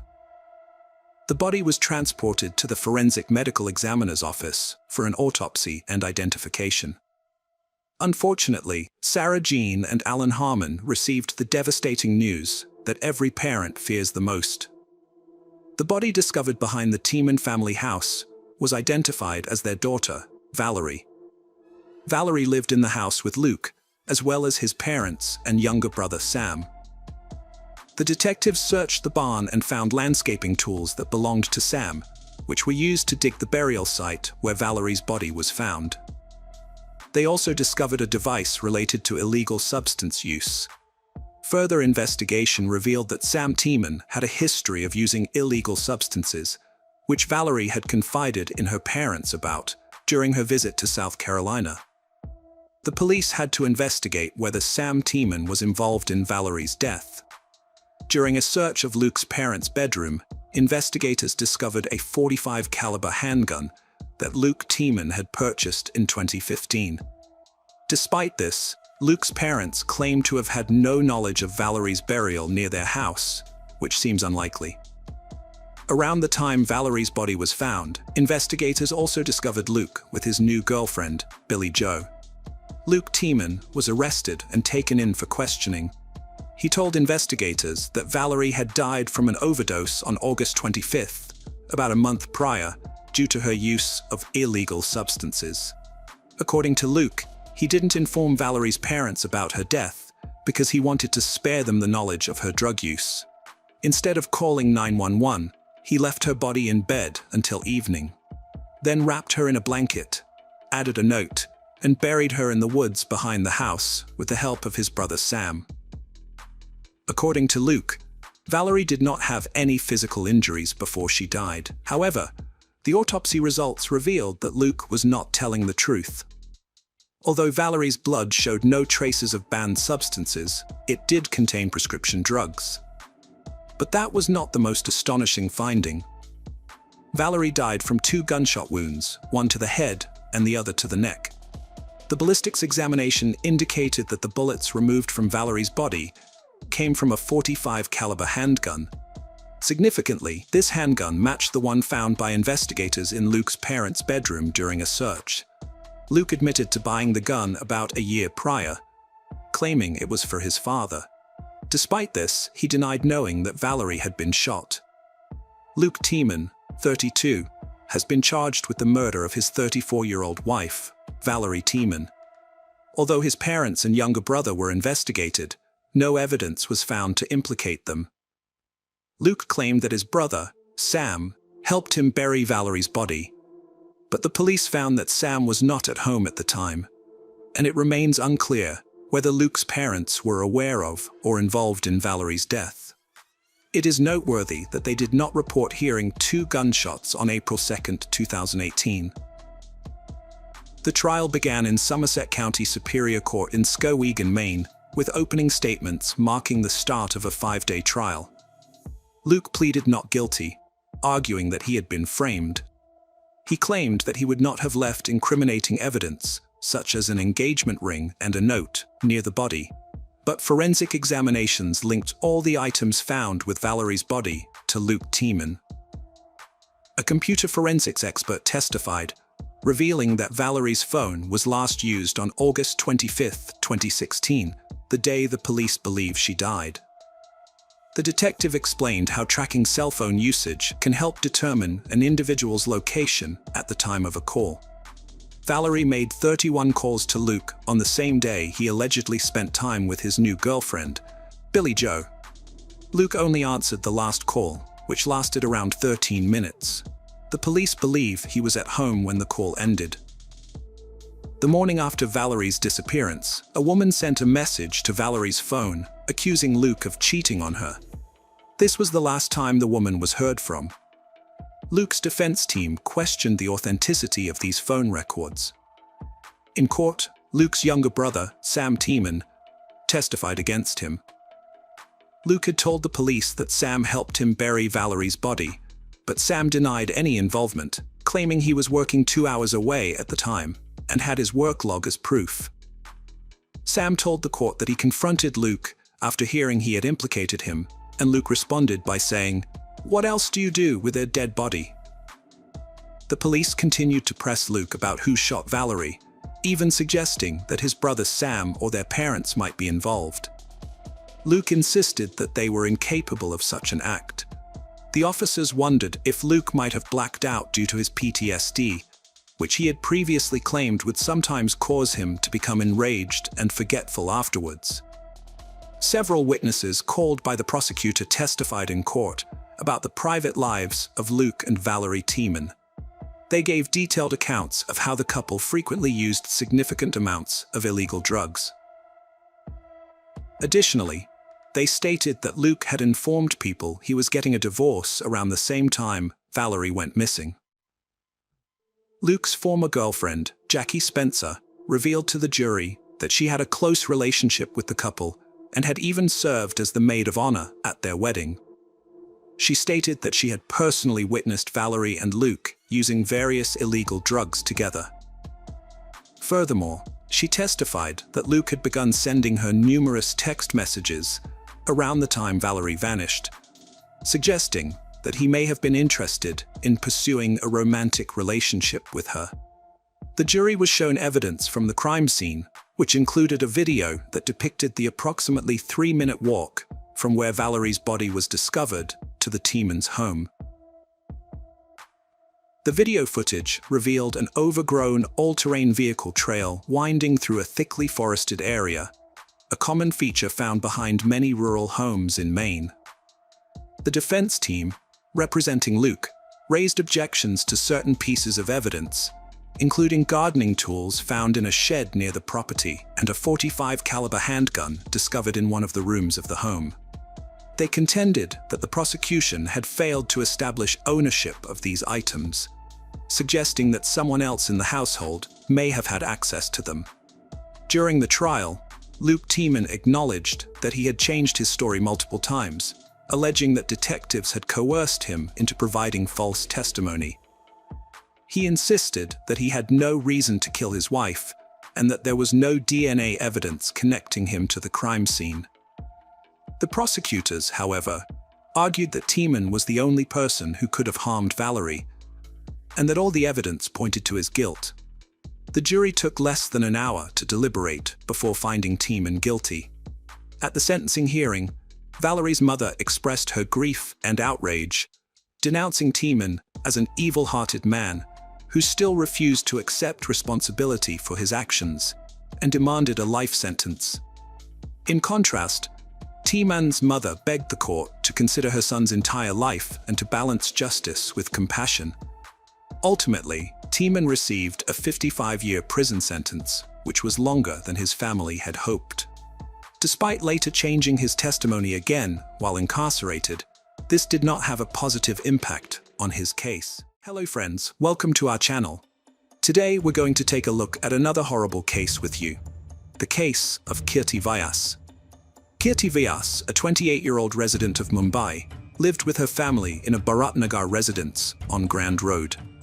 After completing her education, she worked in the finance department at a famous beauty salon in Andheri West, Mumbai. On March 16, 2018, Kirti followed her daily routine, leaving her house at 7 a.m. to head to the office. Her two friends were already waiting for her in their car, and together they drove to work. However, Kirti failed to return home that evening, and her family was unable to contact her as her phone was switched off. Concerned, they reported her disappearance to the police. Despite an extensive 50-day search, there was no trace of Kirti. It wasn't until the police conducted a thorough investigation that they found a crucial clue, a drop of blood. which ultimately led them to uncover the truth behind her disappearance. Kirti's family members were busy with their tasks when, around 11:30 a.m., her mother tried to contact her to ask for the Wi-Fi password at home. However, she couldn't reach Kirti because both of her mobile phones were switched off. Assuming Kirti was busy at work, her mother thought she had turned off her phones and focused on her own tasks. Later that evening, Kirti's family grew worried when she didn't come home on time. They called her office and were surprised to learn that Kirti hadn't come to work that day and her phone was consistently switched off. Distressed, they contacted Kirti's close friends, who said they had last spoken to her the previous night. The family then began searching for Kirti in the vicinity, but despite their efforts, her whereabouts remained unknown. The entire night passes, but Kirti fails to return home. The following day, overcome with exhaustion and defeat, Kirti's family files a report of her disappearance at the DB Road police station. After registering the case, the police investigation team visits Kirti's office to gather information about her. They also question her friends. During the interrogation, two of Kirti's friends, Tamna and Kushi Sahajwani, informed the police that they dropped Kirti at Grand Road Station on the day she went missing, as per her request, while they were driving her to the office. To verify their statements, the police examined the CCTV footage outside Kirti's house. The footage clearly shows Kirti leaving her house around 9 a.m. on the morning of March 16, 2018. Tamna and Kushi Sahani were already waiting with their car, and Kirti gets in. They then drive away. Since this was the last time Kirti was seen with her friends, the police asked Tamna and Kushi Sahani to join the investigation team and provide any information they have about Kirti, no matter how small, and details about the events of March 16, 2018. The 28-year-old finance manager, Kirti, has disappeared, and the Mumbai police have yet to uncover any clues about her whereabouts. She was last spotted outside her building, getting into an SUV owned by her colleague. According to her colleague, he dropped her off at Lamington Road. As Kirti was last seen with Siddesh and Kushi, the police initially suspected their involvement in her disappearance. Both have been cooperative with the authorities, assisting in the investigation. Despite days of scrutiny, the police have found no evidence to implicate them. In fact, Siddesh and Kushi have even launched social media campaigns on Facebook and Twitter to help locate Kirti. As a result, the police have cleared them of any suspicion. However, the police are still faced with a daunting task of finding Kirti, whose disappearance remains a mystery. The crime branch had already verified CCTV footage outside Kirti's home, which confirmed that Siddesh and Kushi gave Kirti a lift in their car heading towards the office. However, they claimed to have dropped Kirti near Grand Road Station, but the CCTV footage around that area had not been checked earlier. The crime branch then immediately began scrutinizing the CCTV footage around the station. Additionally, they investigated the CCTV footage from Siddesh Tamana and Kushi Sahajwani's car. A surprising revelation emerged. Neither Kushi, Siddesh, nor Kirti appeared in any CCTV footage around or at the station. Moreover, the CCTV in Siddesh Tamana's car did not confirm that they went towards the station on March 16, 2018. When questioned by the crime branch, Siddesh and Kushi initially claimed to have dropped Kirti at Grand Road Station, but the CCTV evidence contradicted their statement. Later, they changed their story, saying that Kirti had initially asked to be dropped at the station, but then requested to get down near Navjivan Society, which is why they did not reach the station. The prime suspects had repeatedly changed their statements, arousing the policeman's suspicion. As a result, they kept a close eye on both of them. In addition to this, their phone records were checked, but nothing suspicious was found.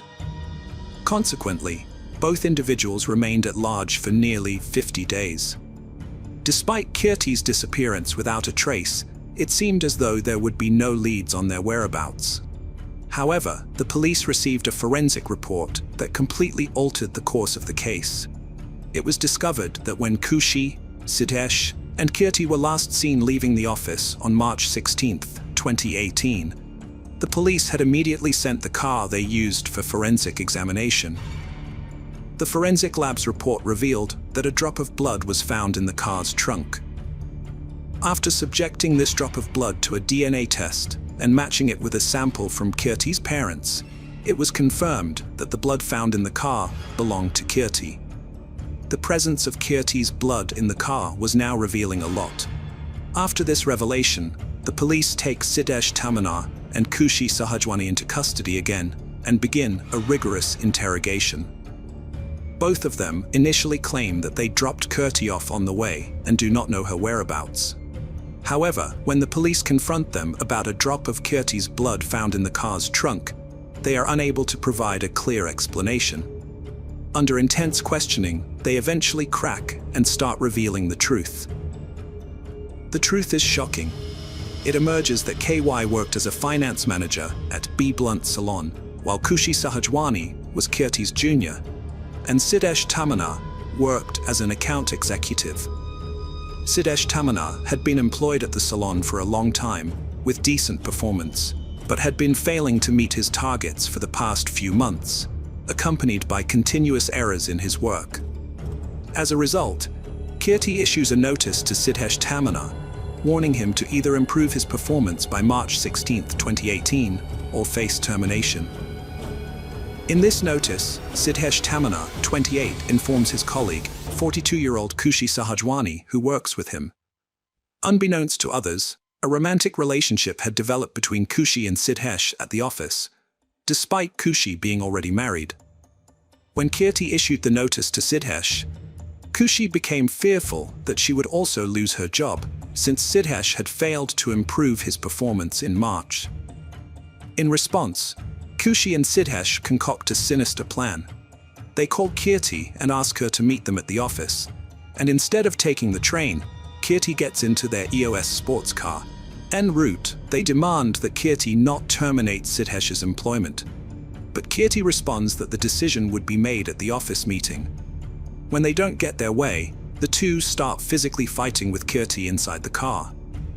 During the struggle, Sidhesh and Kushi use a scarf to strangle Kirti, keeping her restrained for an extended period, ultimately resulting in her death inside the car.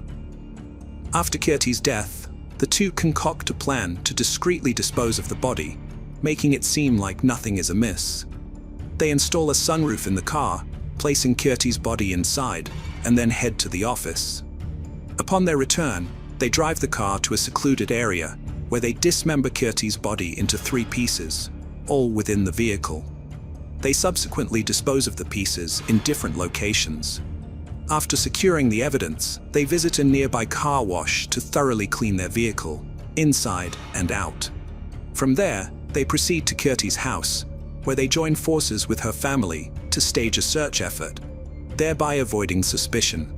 Sidhesh and Kushi even launch an online campaign to find Kirti and personally visit the police, ensuring that no doubts are raised.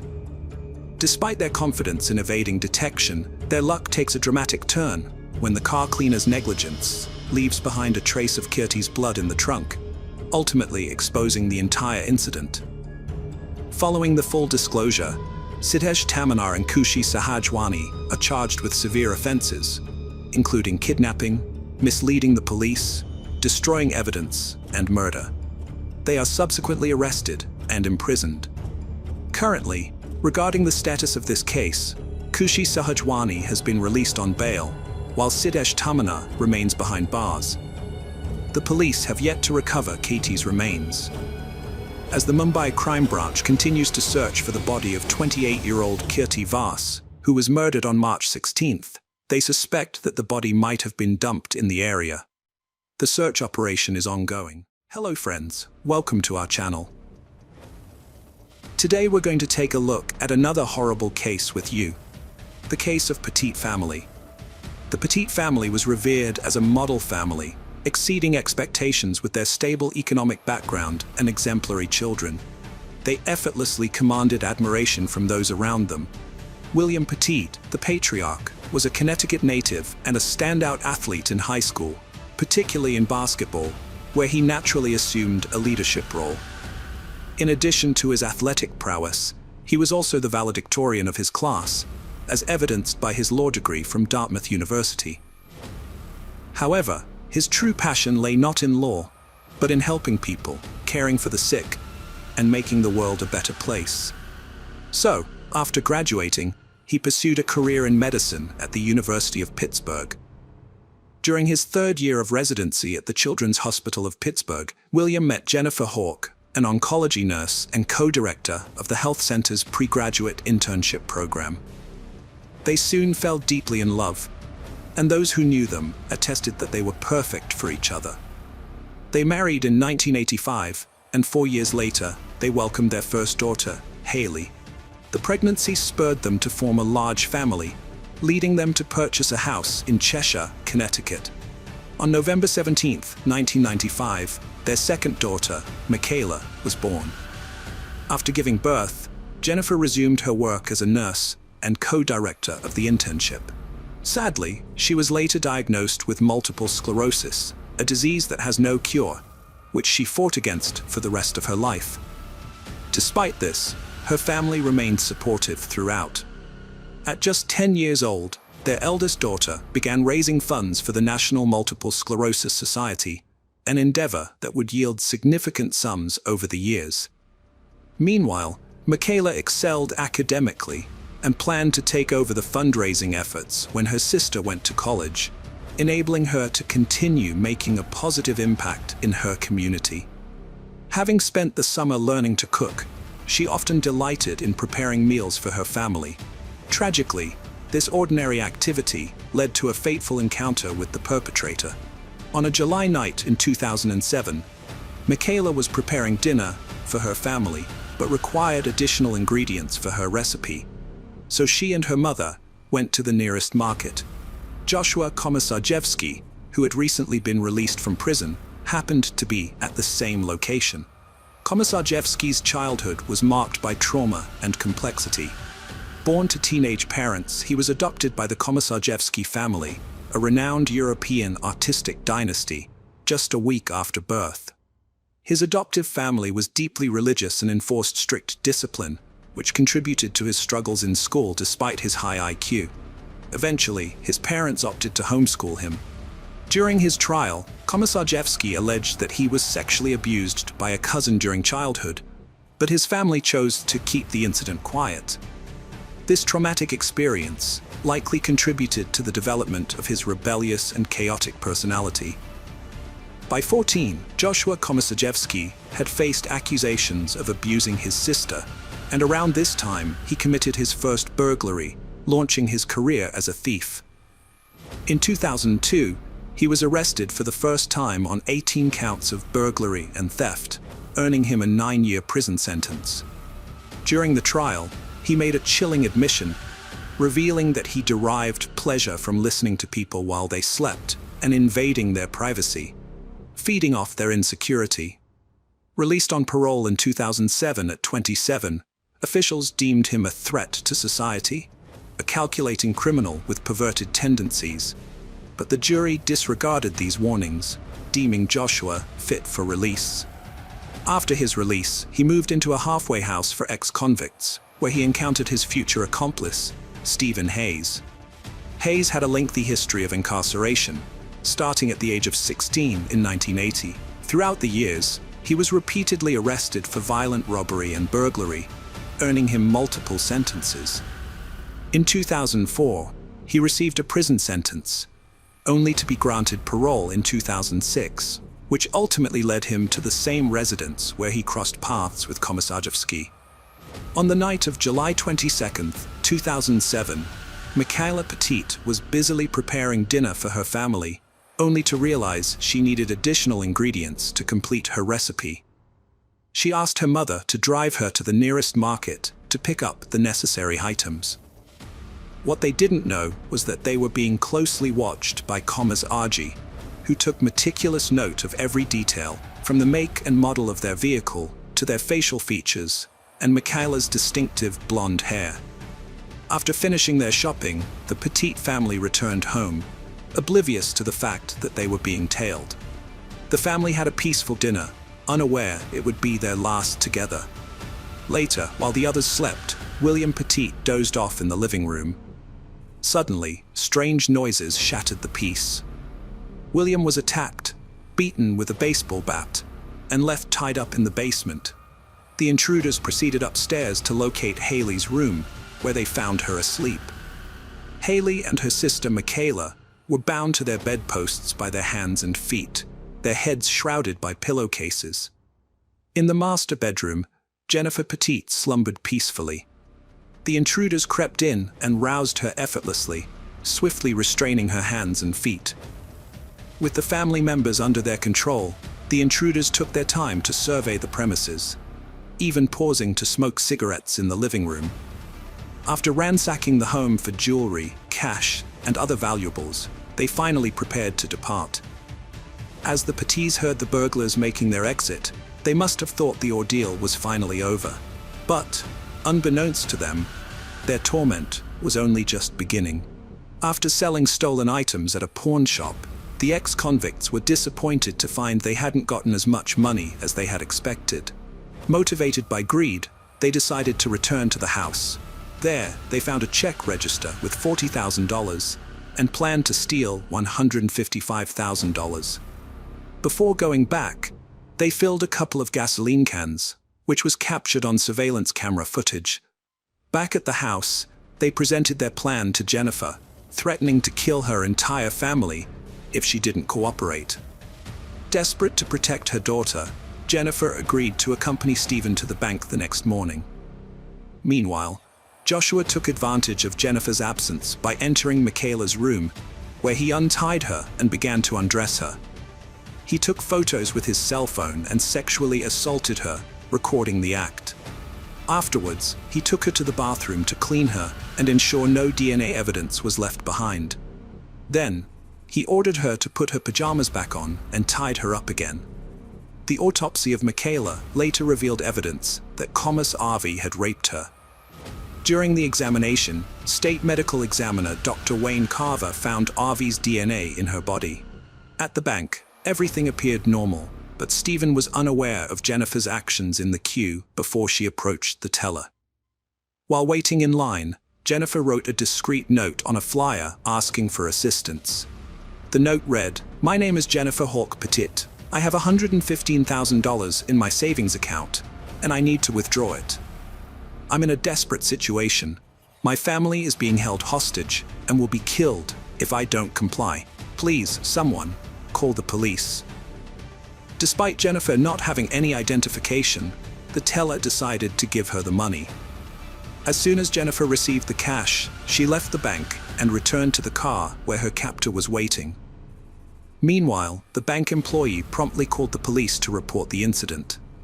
The manager informed the 911 dispatcher that Hawk Petit claimed the home invaders were being courteous, and that she believed their sole intention was to steal money. In response to the bank's alert, the Chester police carefully assessed the situation, establishing a discreet vehicle perimeter without alerting the intruders. With the situation now under surveillance, the police observed from a safe distance, opting not to intervene just yet. Joshua boasted to his accomplice about attacking Michaela, implying he'd do the same to Jennifer. Stephen restrained and undressed Jennifer while William, hearing her cries, yelled up and was told to calm down. Regaining consciousness, William freed himself, crawled to the stairs and escaped to the backyard, fearing they'd kill them all. Joshua went to check on William, only to discover that he had escaped. In her later confession, Hayes revealed that while she and Stephen were raping Hawk Petit on the living room floor, Komisarski burst in and announced that William had fled. Upon hearing this, Stephen strangled Jennifer to death, continuing to assault her even in her final moments. Shortly after, they heard William's cries for help. A neighbor, initially unaware of the traumatized boy's identity due to his severe injuries, called 911, realizing the police would soon arrive. To eliminate all evidence, the intruders doused Jennifer's lifeless body and parts of the house, including the daughter's bedrooms and their own clothing, with gasoline. Investigators later found traces of the accelerant on the Petite sisters' beds and the clothes they wore. Hayes and Komisarski set the house ablaze and fled, unaware that the authorities had set up a perimeter a few miles ahead. Within 5 minutes, they collided with a police vehicle, and after being surrounded, the two perpetrators were pulled from their car and arrested. They were immediately identified as ex-convicts. Meanwhile, the fire raging through the house was growing in intensity.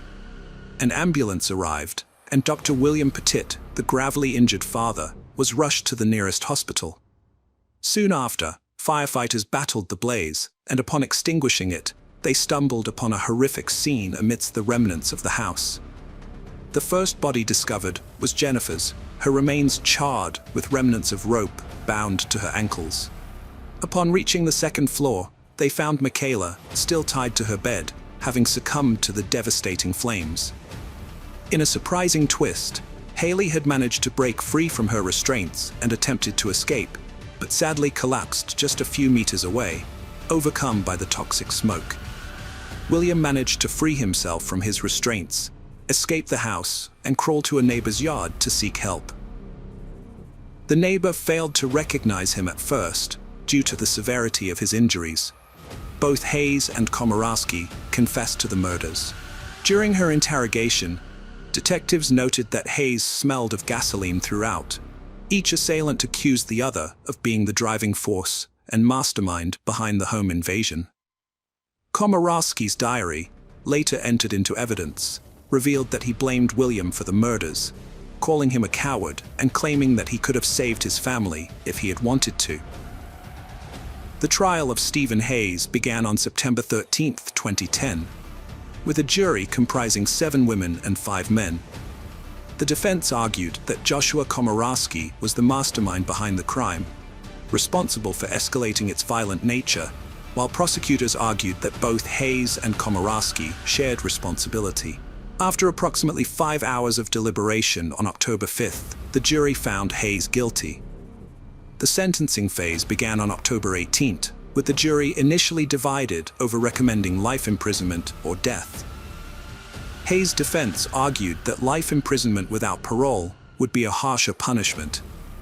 On November 8th, the jury recommended the death sentence for Hayes on each of the 6 capital felony counts. Earlier, Hayes had attempted to negotiate a plea bargain for a life sentence, but prosecutors sought the death penalty.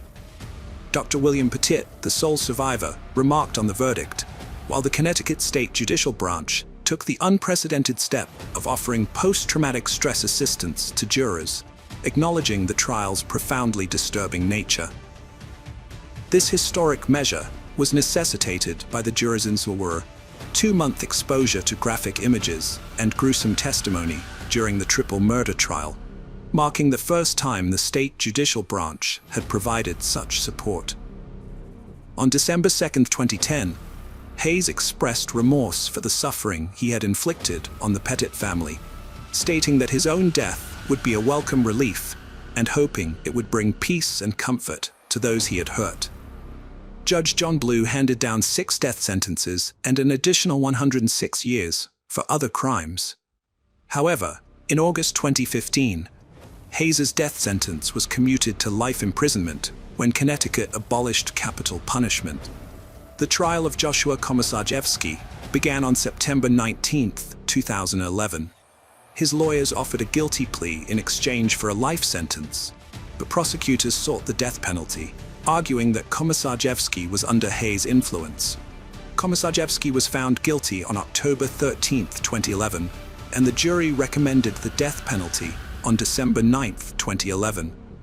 During sentencing, Komisarjewski expressed shame and remorse for the harm caused, claiming he had not intended to kill anyone. Judge Blue set July 20, 2012 as Komisarjewski's execution date, underscoring his responsibility for the crime. However, like Hayes, Komisarjewski's death sentence was converted to life imprisonment in August 2015, following Connecticut's abolition of the death penalty. The trials and sentencing of Hayes and Komisarjewski represent a dark and pivotal chapter in Connecticut's legal history. The heinous nature of the crimes and the emotional toll on all involved, including the jurors, exposed the complexities and challenges of the legal system in dealing with such atrocious acts. Dr. Petit's statements during the trials poignantly highlighted the lasting impact of the crime on surviving family members and the community, which continues to pay tribute to the memory of the victims. The sole survivor, Dr. William Petit, was released from the hospital just 4 days after admission to attend his family's funeral. Tormented by guilt and the anguish of having survived, he later founded a foundation to aid children and young victims of violence, raising hundreds of thousands of dollars. He later pursued a career in politics, becoming a state representative as a member of the Republican Party. The brutal murders of the Petit family have had a profound and lasting impact on the community, which comes together every year to honor their memory. Lingering questions persist among family members and the public regarding whether the authorities responded adequately to the crisis, particularly with respect to the time spent observing the situation from a safe distance.